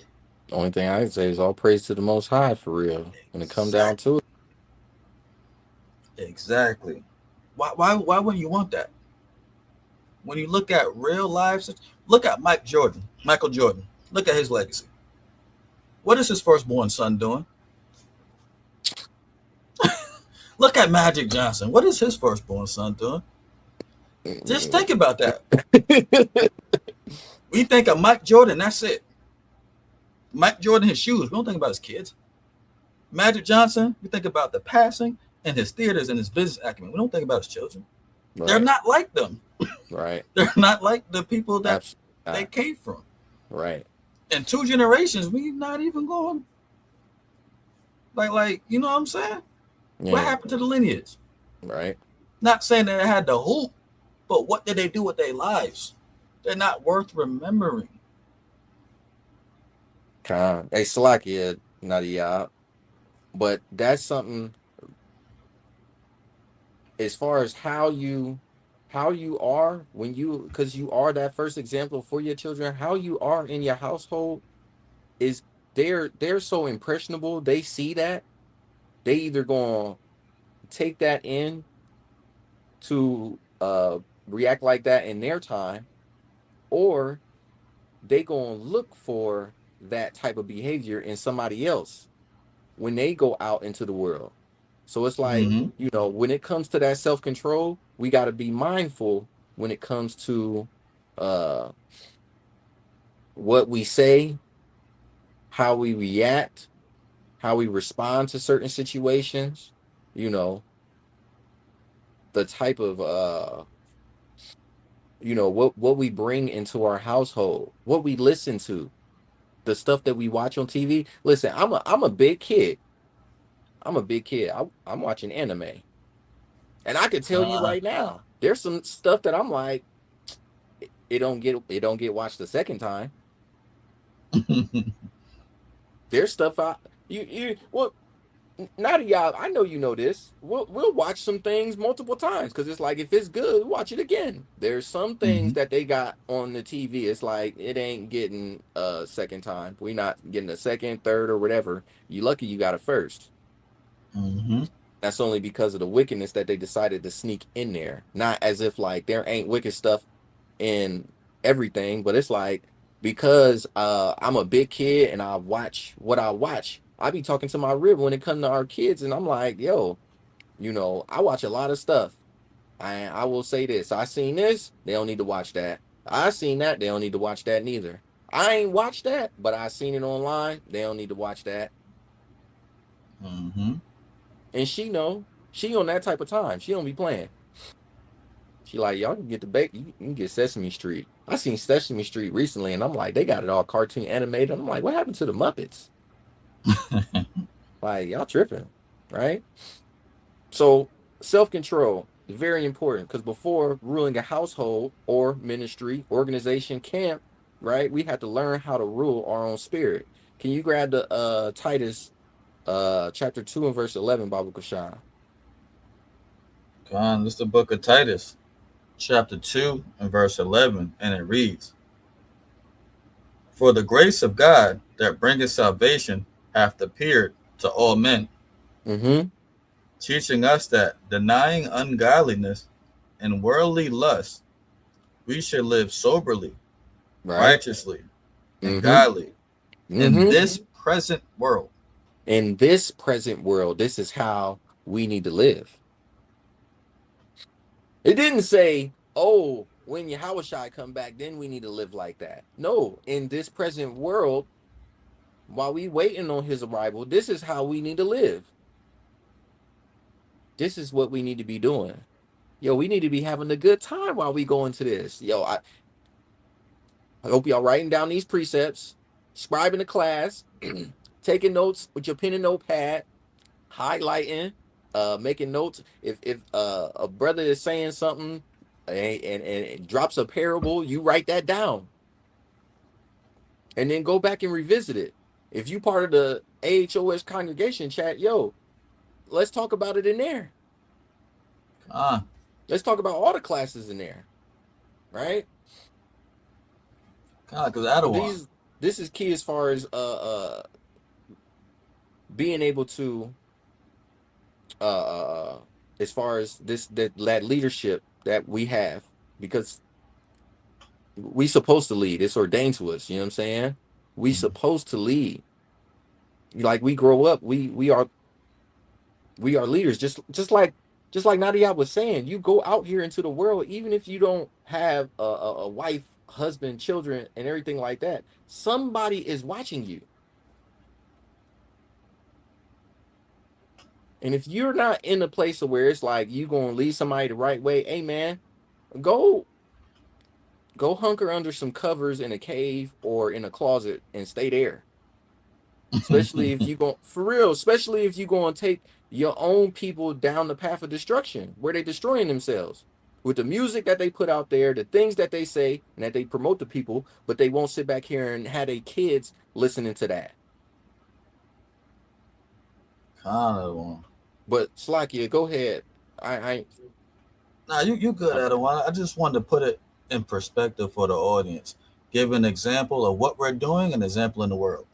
Mm-hmm. In the world, when we was going out and trying to go to a club or anything like that to meet some people, we was having a good time getting ready. Right. Getting dressed up in the mirror. Oh, I'm about to bag. We was in the world. I'm about to get a couple numbers or whatever the case may be. You was enjoying yourself. You didn't, not the destination, but the process of getting to the destination. Facts. We're going to the greatest kingdom ever. Why are we not enjoying getting ready? Mm-hmm. Why are we not enjoying getting ready? We should be coming in with our two-step. That's happy, right. Putting on our best garments, washing real good, making sure we smell nice. Hey, like what you say? olives. You said dancing like David. Exactly. Because we're going into an exclusive room that's just for us. Right. Now all we have to do is get ready. Uh, Get ready. That's the entry fee. Get ready. mm-hmm. And he told you how to get ready. Right. He said, look, this is what I need from you. Be ready. I'm not even going to tell you when I'm going to pull up on you, but be ready. Mm-hmm. You can't happily be ready to go to the greatest place you ever could imagine. Yeah, have any of y'all been to a place with many mansions? I haven't. Right. I haven't been in a mansion, but many mansions. Mm-hmm. Your dog probably got a mansion. Right. And y'all, we ain't happy. We stressed. Mm-hmm. Come on. Going through it. Hey, going through put it it. in perspective. Mm-hmm. We want to throw out the whole night because someone scuffed our shoes. Yeah. Come on, man. You wildin'. We got all these scuffed shoes. I'm about to go to many mansions. I ain't worried about these shoes. You know what I'm saying? Better get over that real quick. Right? But yeah, man. And with all this that's being said and that's being brought out, you know what I'm saying? Because it's important that in this, you know what I'm saying, we stay diligent, right? Grab Proverbs 24 and 27. Hold that. But yeah, we gotta stay diligent. You know what I'm saying? We gotta watch. We gotta be on guard. We gotta be careful, right? And I'm gonna repeat this again because the Adwan Yonatan said this. You know what I'm saying? He said when it comes to this word and reading and studying and teaching, you know what I'm saying, we have to be scrupulous when it comes to the word. We got to be mindful. We have to be careful. Peter gives us a warning about being careful, especially when it comes to going into Paul's letters. Because some folk go into it and they regurgitating Paul's letters, not knowing what in the world or direction Paul was going in. Like, but you out here like you got the understanding. But never read the Old Testament, which Paul is quoting and coming from, which Christ is quoting and coming from. Like, come on, man. And Salakia, real quick. Just because you brought up Peter, just made me think of this. Because we're talking about leadership within. Mm-hmm. And, well, we just really mean to each other as Israelite to Israelite. And that has to change. Because isn't Peter the rock of the church? That's right. Didn't he also deny Christ 3 times? Mm-hmm. So, and he's the rock of the church. Someone that did that is the rock of the church. And we just be over here destroying each other for every little mistake we make instead of building each other back up. Right. What are we doing? Right. That's the leadership that we need. Bring that out. Can we get a hug when we mess up? Can you build our spirit up? You feel me? Like, come on, man. Yo, that is so... I'm glad you brought that up because that's so key to as far as like it all begins with the leadership within, because that's a part of being a leader. Your son gonna mess up, but you gonna forgive him. but you don't have that same forgiveness for your brother. Your daughter gonna mess up. You gonna forgive her. You don't have that same forgiveness for your sister. You don't have that grace and mercy for them, especially that the Most High exuded on us because He know we was out here wilding. It's like, oh, cause you in the truth now and you mess up. It's like there ain't no messing up. Nah, man, you can mess up. Hey, you can mess up and you can go out here and you can do your brother like that and turn around and the Most High expose you and now you getting done like that. What you gonna do? And Salakia, that's the worst mind frame to have because someone's in the truth. You know what that means? That means he knows the scriptures and he know he erred and he's probably depressed and demoralized. How could I have done that? I know that precept. He just need to, I'm with you. What happened to Ecclesiastes 4 and 9? 9 to verse 12. Right. Yeah. Yeah. Two are better than one. Exactly. And that 3-chord strand ain't easily broken. What happened to that? What happened to that? You disappear and you leave me alone. Now I'm broken. Because I made a mistake and you weren't there to lift me back up. What are we doing?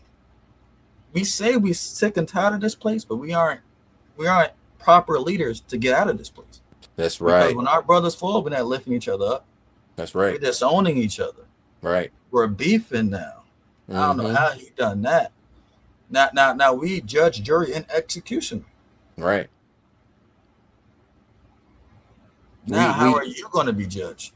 We like police officers with the badge, right? Not even abiding by our own code and law. And we hate them for doing that. You know what I'm saying? Like, come on, man. Turn on a siren to speed through a red light. It was unnecessary.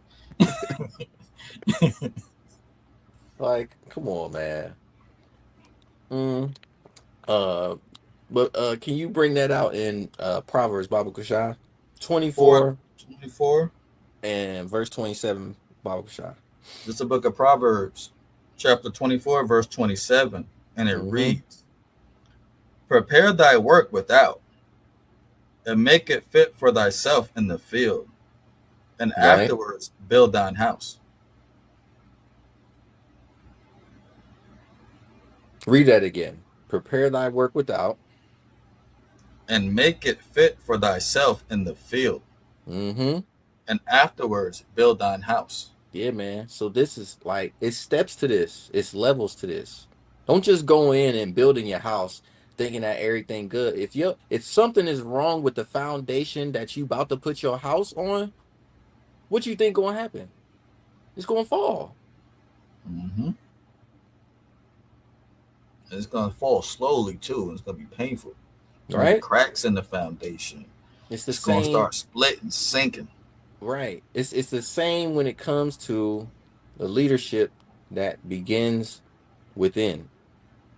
If you don't have that foundation built right, if you don't have a good if you're not doing the proper excavation as far as the land, making sure that's suffice for the foundation to sit on, you're gonna fall.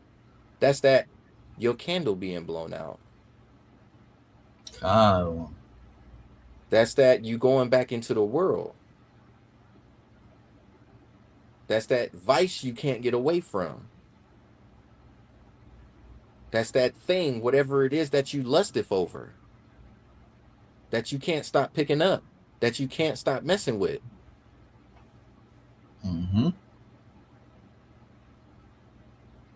That's why we have to work on these things. These steps need to be worked on. This is that glass cup that the brother is talking about that we need to keep clean. We have to keep cleaning it. Right? Grab Sirach 7 and 15, right? Because the thing about this is a godly home doesn't happen by accident. This don't happen by this. This isn't by accident. This was all pre-planned, right? The Most High had all of this set up for us already. He said, listen, man, look, you heard in the beginning several scriptures. Sirach told you like this was what's going to happen. So he knew like this was the process of it. And you weren't made unaware of it. He made you aware. That's why 1 Peter 4:12, it was talking about, don't be surprised when this happens to you as if some strange thing is going on. I'm paraphrasing. Because you already got the knowledge that you needed that this was going to occur. It's like, you know what I'm saying? But before all of this, you know what I'm saying, me growing up, I used to be a smoker. They had the Surgeon General on the side of the cigarette pack. It told you, you know what I'm saying, it gave you a warning about it. You knew how bad it was. And then you had the commercial that came out where it was the woman or whatever like that with the hole all in her throat with the box talking about, I used to smoke 12 packs of cigarettes a day. And I thought that everything was fine. And then one day I had to get rushed to the hospital. Now I have to use this to talk. Like, come on, man.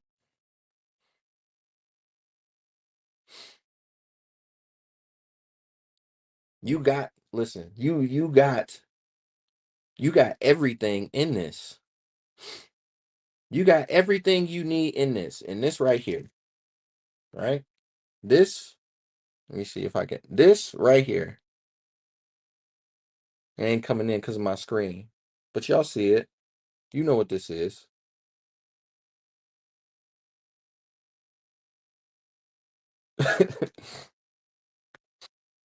You got everything you need right there. Right? All you got to do is tap into it.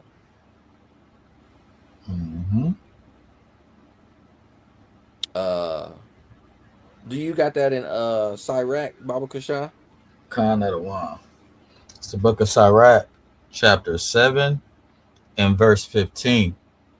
And it reads, hate not laborious work, neither husbandry, which the Most High hath ordained. Right? So a godly house doesn't happen by accident. Listen, man. That's why you can't hate this work. You can't hate the work that you do. You can't hate as far as your husbandry work that you have to do. The Most High ordained it.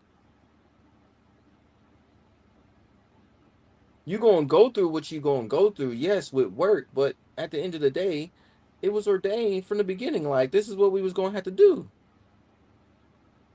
Hey, man, you going to Ecclesiastes. You go into Ecclesiastes and Solomon is telling you that money is a defense. So you got to go get it. That's going to provide the roof over your head. That's going to provide you what you need to be able to feed your wife, to be able to feed your kids, to be able to put food in the house so she could cook it. Gas in the car so you can go to the store so you can go get it.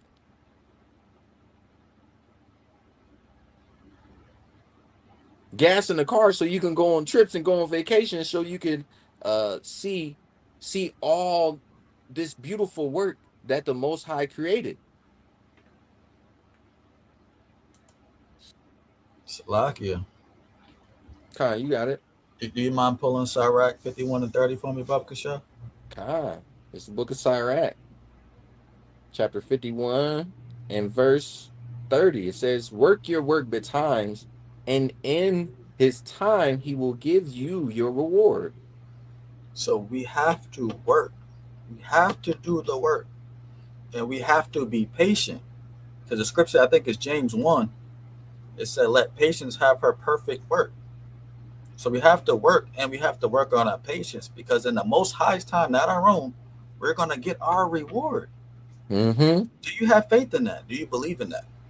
Right. Because if you believe in that, you'll be happy to work today. That's right. You'll be happy to do the work. If you're not happy to do the work, it's self-evaluation time again. Is it a bad day? Is this just who you are in general? Are you lazy? Are you upset?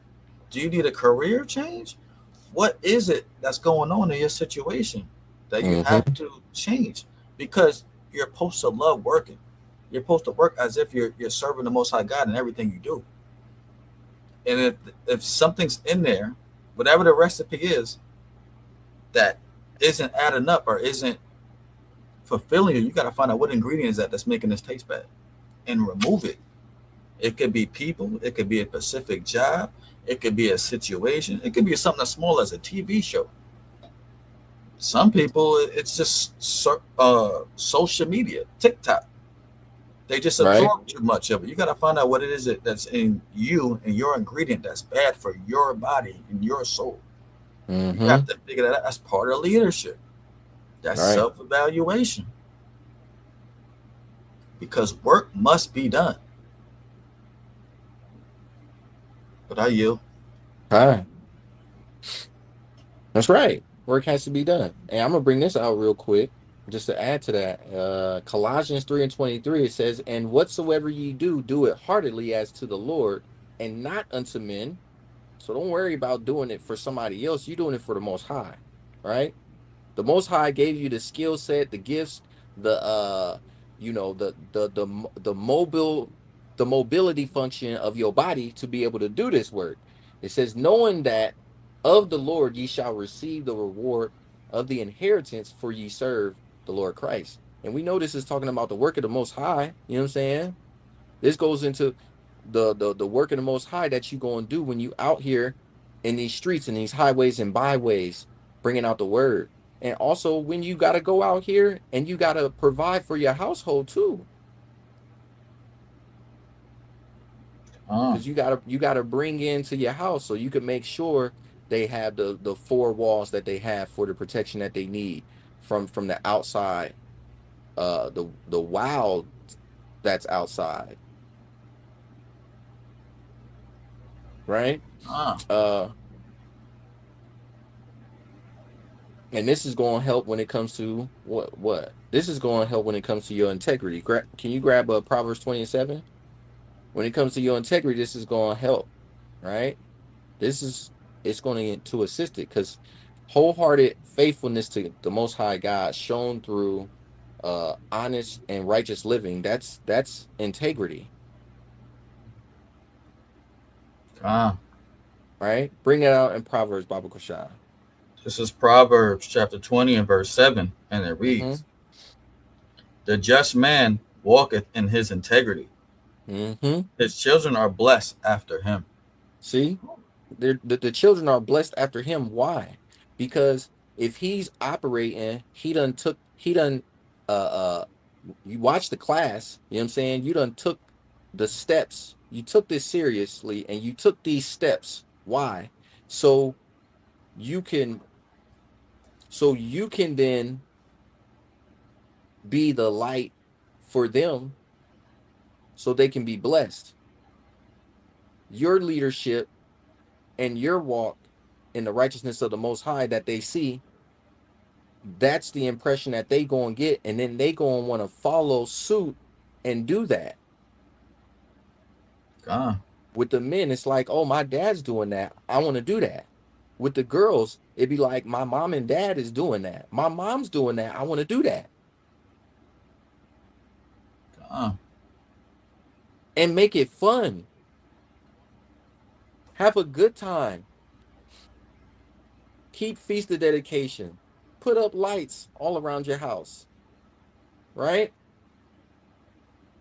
Teach them the word. We ain't saying like, they can't get gifts. You can give them gifts of the word, and you can give them gifts and presents. Keep Feast of Tabernacles. Stay out in the wilderness. Because when the time comes, and we going through Jacob's trouble and stuff like that, we gonna have to know how to be able to operate out here in the world, outside of the four walls that you being protected by in your house. You're gonna have to know how to how to start fire without a lighter. You're gonna have to know how to build something, take some tree limbs, cut them up, build something to make like a makeshift little oven stand for a pot to boil water or to boil some soup or something like that. Mm-hmm. You know? Another one. Because children follow examples more than instructions. Con. I'm gonna say it again. Children follow examples more than instructions. What they see you do, they want to do. You know, my Ribs daughters, they heard that she played basketball, ran track, and she was in activities and things like that. These girls, they want to be in all the activities. They want to do everything. One was doing martial arts at one point in time. Now she's doing boxing. One's in gymnastics and she's in there. She's been talking about doing basketball and whatever else. They active. You know what I'm saying? Why? Because children follow examples more than instructions. She didn't instruct them to do that, but she was the example. Now they want to live by it. So we got to do what? We got to be the example. So they what? So they live by it. Can you grab Psalms chapter 15, Baba Cashapp? I don't want and Salakia real quick. Go ahead. When we talk about being an example, don't minimize it to just saying you watched the class and you liked and subscribed or you commented. Right. There's 24 hours in a day. Your kid probably not watching you watch class because they watching class if they with you. When the class is done and they're watching you, are you doing what y'all both heard in that class? So he understands how to do it. Right. There's one thing to hear the message. There's a whole nother concept to walk it. That's right. Is your kid watching you walk so he can put the lesson with the example together? And put it into action? Exactly. Because we all met people in school who can ace a test, but can't do it in real time. Can't do it. I like to use this example because a lot of people can't draw. The concept of drawing is easy. Actually drawing and making it look the way it's supposed to is hard. Right. It's a different type of skill. It's a different type of precision. That's right.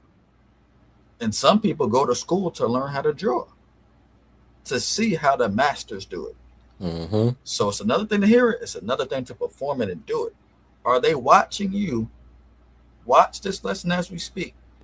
Getting your notes down. Are they watching you go back over these notes on your free time? Are they watching you apply what the Adawan Boaz is saying and bringing out? Are they watching you walk it the other 23 hours of the day? Well, 22 hours of the day. It's 2 hours. We have a 2 hour mark. Okay. Are they watching you move? He just said it is an example. We got to be that. Yeah. You said Psalms 15 when we start at the top? Psalms 15 start at the top. We're going to read the whole thing. Israelite. Oh, we about to be here for 30 minutes. Because y'all ain't got those Bible open. Y'all ain't even see how long Psalms is. Psalms 15. This is the book of Psalms, chapter 15 from the top. And it reads, a psalm of David. Lord, whom shall abide in thy tabernacle? Who shall dwell in thy holy hill? He that walketh upright and worketh righteousness and speaketh the truth in his heart. So this is who is talking about who's going to abide in the tabernacle and who shall dwell in the holy hill. Right? Keep reading. There's more. Verse 3. He that backbiteth not with his tongue, nor doeth evil to his neighbor, nor taketh up a reproach against his neighbor. Right? See? These are examples that if you're exuding these examples, your child is going to follow suit, right? Keep reading. Verse 4. In whose eyes a vile person is condemned, but he honoreth them that fear the Lord. And he that sweareth to his own hurt, Salakia, and changeth not. Right. He that putteth not out his money to usury, nor taketh reward against the innocent. He that doeth these things shall never be moved. He that doeth these things shall never be moved. That's who is going to be able to abide in the tabernacle and in the holy hill. Right? This is why, again, back to the title, you know what I'm saying? Leadership begins within. Because we got to work on ourselves. If we want to be in the tabernacle, or we want to be able to dwell in the holy hill, if we want to be in the kingdom, like, this is what we got to do. Make our bodies a living sacrifice that don't belong to us anyway. This is what you got to do. Keep the commandments, and the commandments aren't grievous. Do it with joy. Do it with cheer. Teach with cheer. Give understanding to the ones who don't understand with joy and gladness. Be attentive to the one who wants to understand or who's having a hard time understanding. Salakia, Adawan. Khan, go ahead. Verse 2 sums up this whole class in a nutshell. Let me just read it again. Psalm 15:2. He that walketh uprightly and worketh righteousness and speaketh the truth in his heart. That's the leadership within. Mm-hmm. Think about what he just said. And speaketh the truth in his heart. That means you're speaking the laws in your own mind. You're not even saying nothing. It's in there. That's right. Before you talk, the law is on your mind. That means your tongue is going to be seasoned with salt automatically, because the law is always on your mind. Before you even start to say something, no, I ain't going to say that. Right. Because, a lot of times we do this. We start to say something, we're like, nah, I shouldn't say that. And then the person now is asking, what was you about to say? And then you say something offensive, and they're like, well, you asked for it. No, you started it already. You wouldn't even said a word because the laws was in your mind. Right. You wouldn't even started it off like that.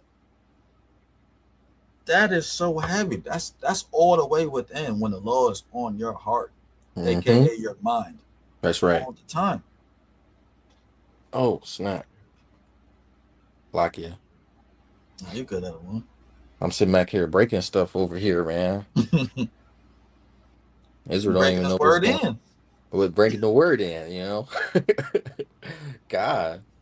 But following that, you know what I'm saying, we got in this, you know what I'm saying, is the stewardship, right?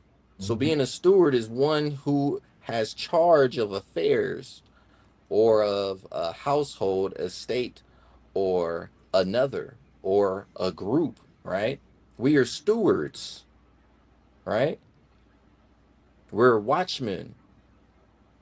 This is our position, our function. Grab Luke 16:10, Bible Cashapp. It's the book of Luke, chapter 16 and verse 10. And it reads, he that is faithful and that which is least is faithful also in much. And he that is unjust in the least is unjust also in much. Right? Does that make sense? That's heavy. It is. The little things matter. The little things matter.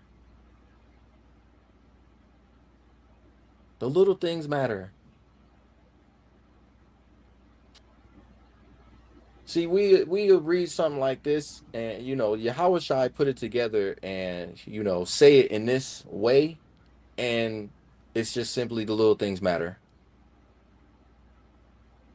for the just and the unjust. Read that verse again, Baba Cashapp. Again, Luke 16:10. Uh-huh. He that is faithful in that which is least is faithful also in much. Right? So he that is faithful in little things matter. He's going to be faithful when it comes to in big things. Right? Mm-hmm. So if you being faithful in your household with your rib, with your children, the Most High, He's going to allow you to be you going to be faithful when it comes to all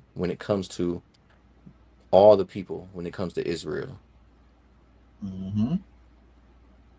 This is why we going through this factory reset. This is what this is for, right? And if you're not faithful in the little matters, or what the rest of the verse say? Read it again. The second half or the first half? The second half. Read the whole thing. Just the second half. And he that is unjust in the least is unjust also in much. Right? And what is it to be just? What it said before? To be faithful. Mm-hmm. Faithful to what, Adawan? Right? Faithful to what, Israel? It's like, nah. Faithful when it comes to this walk. Faithful when it comes to the Most High. Faithful in the faith in Yahushua. Faithful when it comes to the work, keeping these laws, statutes, and commandments. Being obedient. Working on your leadership within. So then you could work on your leadership in your house. And then what you need to input into your sons and daughters in creating that godly legacy. Because as everybody says, I got you. As everybody says or continues to say that we hear everywhere now, you know what I'm saying? We trying to do what? Break the generational curses. But go ahead with your point. I just click with that. I'm trying to go on the same page. Back to the lesson about the leadership being within. Let's just give an example for the people. Let's say that little thing is your temper. Are you faithful to correct that and get better self-control? Because if you're not, that temper can lead you to blacking out and murder, and that's bigger thing. If you would have corrected the little thing, you wouldn't have got to that big thing. So now you failed you failed a little and the big now because you didn't correct the little. The little things lead to the big things. Right. That's why it's in that phraseology of saying the least to the much, because the least things add up. Right. One day you lost your temper and you talked to your woman crazy. Oh, you swept that under the rug. Next day you lost your temper. You might have smacked her this time. And you like you know it's wrong, but then somehow you rationalize it. Well, she made me this. You wasn't being faithful. And now you might lose your mind one day and kill her. You got to correct things in the beginning stages. Everything matters. Okay. And once you lose sight of that, it's going to build up. Sins build up. Let's go to another example. You might be a womanizer. You look at women with lust in your heart. And you find a woman single. Oh, it's a single woman. I could look like that. And she's single. I ain't break no laws. But then you might look at a married sister. And what if her beauty was so astronomical you couldn't control yourself? Right. Now you're an adulteress because you acted on it. It gotta start with the little things. Because then Sirach, then you said, turn our eyes away from a beautiful woman. Okay. If you can't focus and it make you less, you got to correct yourself when it's small, because when they get big, now the Most High got to do something. He warned you already.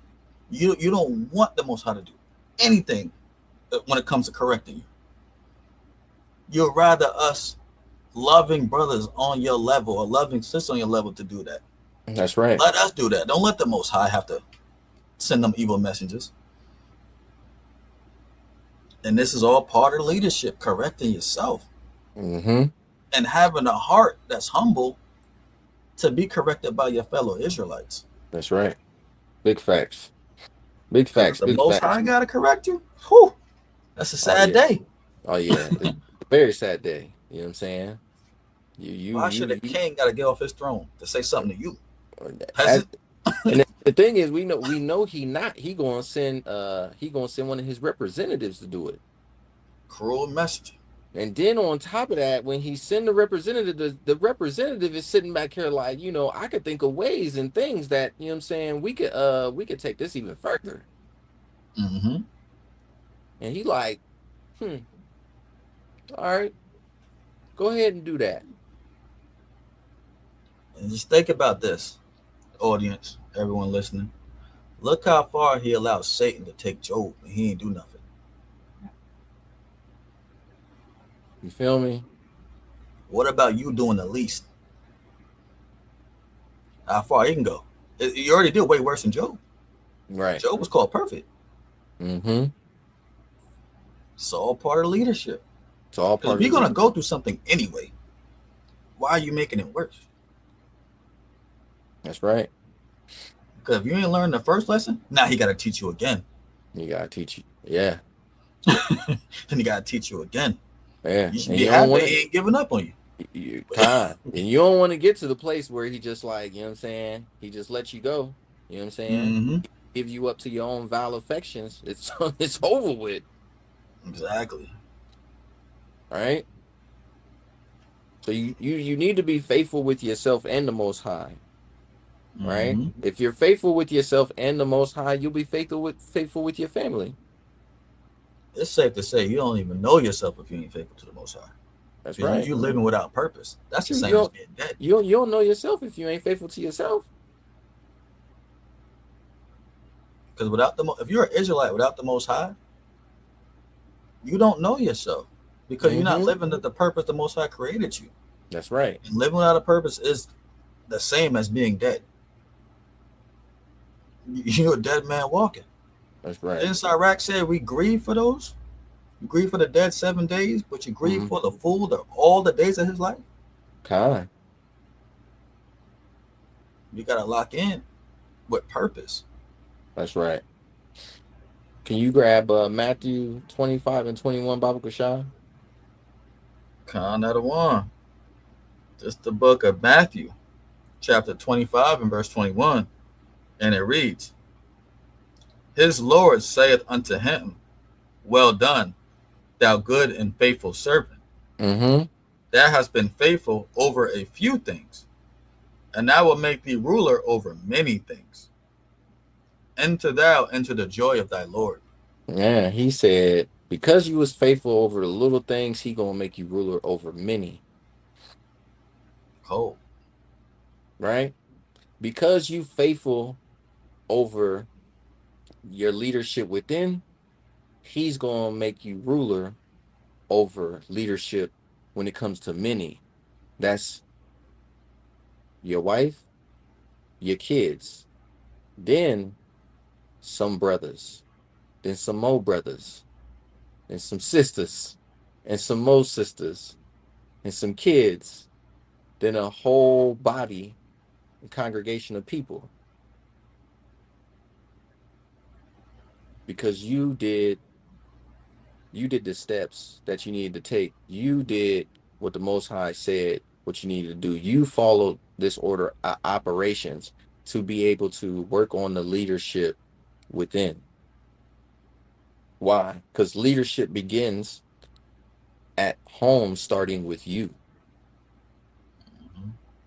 Can you grab 1 Timothy 3 and 4? 1 Timothy chapter 3 and verse 4.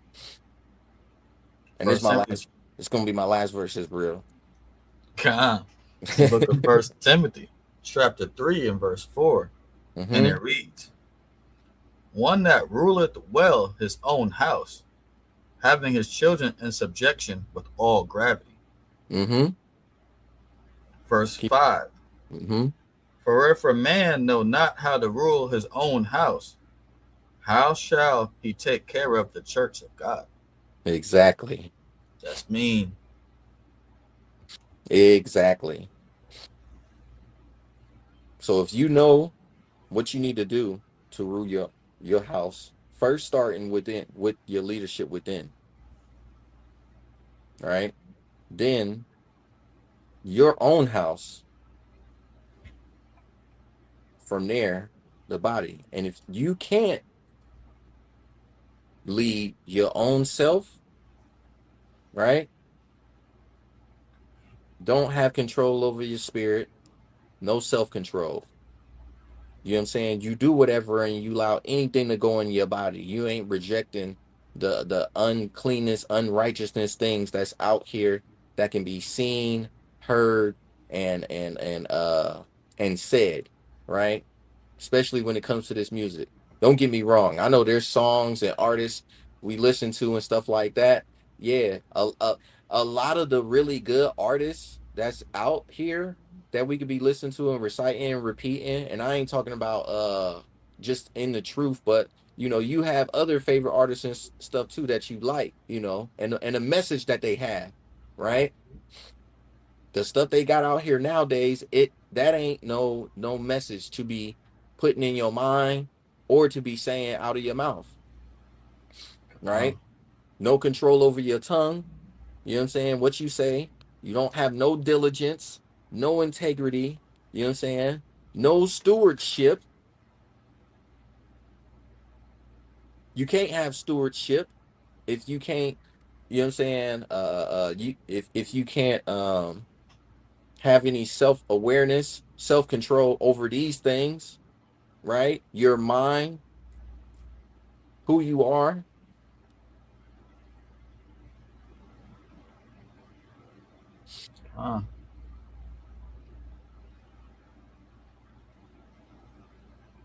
Like, you can't do none of this. It's like, just go ahead and throw the whole lesson away. Every verse that you wrote down, just throw it all away. And then go curl up somewhere in the corner in the box. Or what the brother y'all all say? He said go something about like sitting on the curb and drink a beer or something. Like, cause what are you doing for real? What good are you? What good are you? Right? But that was my lesson, Israel. I don't know if you got anything else to add, Nadia. I will say, I hope everybody took notes. You know what I'm saying? Took something from this. That I pray the Most High through the Spirit of Yahweh that you know what I'm saying you could implement this in your life, and get that amber. If your fire was low and it was an amber, hopefully it could light your candle back up. If your candle was still candle lit, maybe, you know what I'm saying, it got you jumping, so you out here flamethrower torching it. I got one more precept. I gotta ask the audience this question about Cashapp. Can you grab Philemon 1:21? It's a question I want to ask the audience.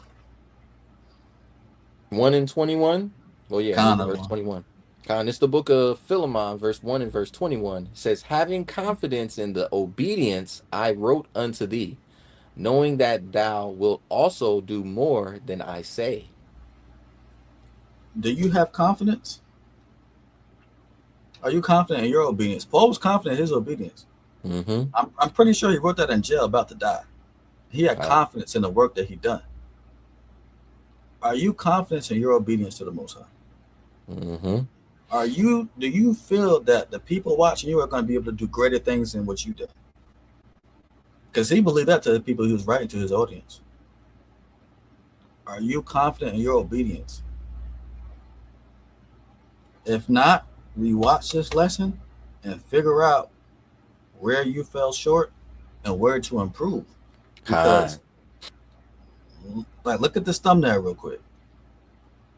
Sabbath Morning Brew presents Leadership Begins Within. Mm-hmm. There's an Israelite looking in the mirror, but he's looking within. And he sees royalty. Do you see that? He sees a leader. The person that's not in the reflective of the mirror is not he doesn't have a crown on his head, meaning he's not in his leadership. In the mirror, he sees that that's the person he is to become, a leader. That is what's within him. And these are the steps and concepts that I worked on and put together through the power and strength of the Most High in the name of Yahushua to be able to bring to y'all so we could bring it out of us as a people. All right. And we should all get to the point of seeing that within ourselves. God. We need to see it. And look at the checklist. Just to go over it again. It says true leadership starts here. Know yourself. Master your mind. Control your spirit. Walk in purpose. Lead by example. Can you check those boxes? Right. Is this you? Right. Is that you? Look at the books he got. It says wisdom, discipline, integrity, humility, faith. Are you checking those boxes? Is that you? Right. Because we understand we're in the land of our captivity and yada, yada, yada. We got to deal with the other nations right now. This ain't our rest. But do you see a leader inside you? Right. You possess those qualities. So if the Most High puts you in a position to lead, can you handle it? That's the goal. That's the mission. But I yield right there. So I want to give all glory and honor and praise to the Most High Yahweh in the name of Yahushua. The water to the brother Nadia, for helping with the class, adding to it. And I pray that Israel got something out of this, man.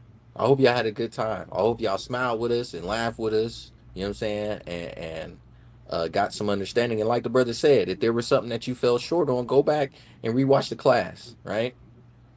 Go back and rewatch the class. If you in the congregation chat and you rewatch the class or you watch the class and you have questions, you know what I'm saying? Drop it in the congregation chat, We be in there, we answer questions, There's brothers in there, soldiers, captains, first officers, officers, we in there. Okay. But that's my lesson, Israel. Hope y'all have a wonderful rest of the Sabbath. Let's get that Daniel 7 and 18. Khan, it's the book of Daniel, chapter 7 and verse 18, and it reads, "But the saints of the Most High shall take the kingdom and possess the kingdom forever, even forever and ever." Khan, by Shema Mashiach Yahushua. Khan, Israel. Y'all have a wonderful Sabbath. Make sure y'all tune into Milk Monday coming this Monday. I'm sure that Adawan will have a powerful lesson coming out this Monday. But yeah, tune into that, and we'll see y'all. We'll see y'all Monday. Shalom, Israel. Shalom. Shalom. This is not a test.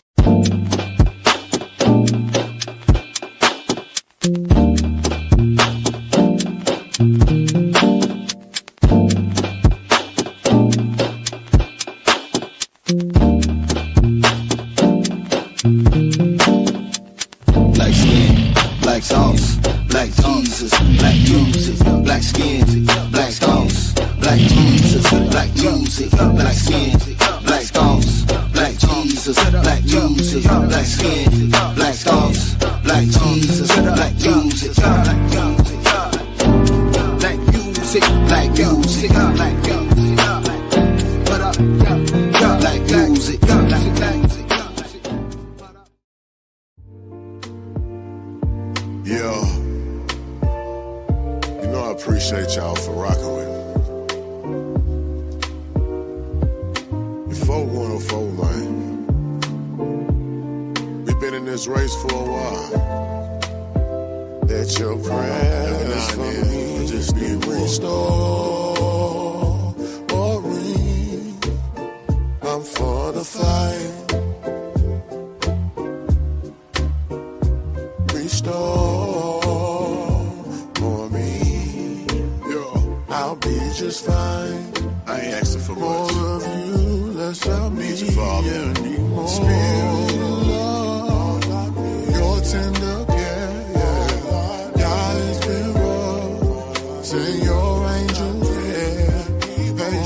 when I saw, make the fire with you, more than overcome. I believe what I read. Just like when the Messiah fled to the wilderness, this right here, this that obedience, this that environment, they ain't see me. I should not bear a grudge if you can make it. The impression make it mad, but gotta make the ends. This that kid a quick temper trying to make it in. Though the meek gon' get the earth, the wicked running for the time. Got the faith, now watch what happen when your time is. So rock 11:10, mind your business. Don't need you chiming unless it's present on list. I'm for the fight. No, I'm all in, I'm about this, yo. Need you, Father. Restore me. I'll be just fine. I'm calling of you, less of me anymore. Spirit of love, all I need. Your tender care, all I need. God's been wrong, all I need. Send your angel, patience when I saw. Make the fire with you, more than overcome. Let your prayers for me restore me. I'm for the fight. Restore me. I'll be just fine. More of you, less of me.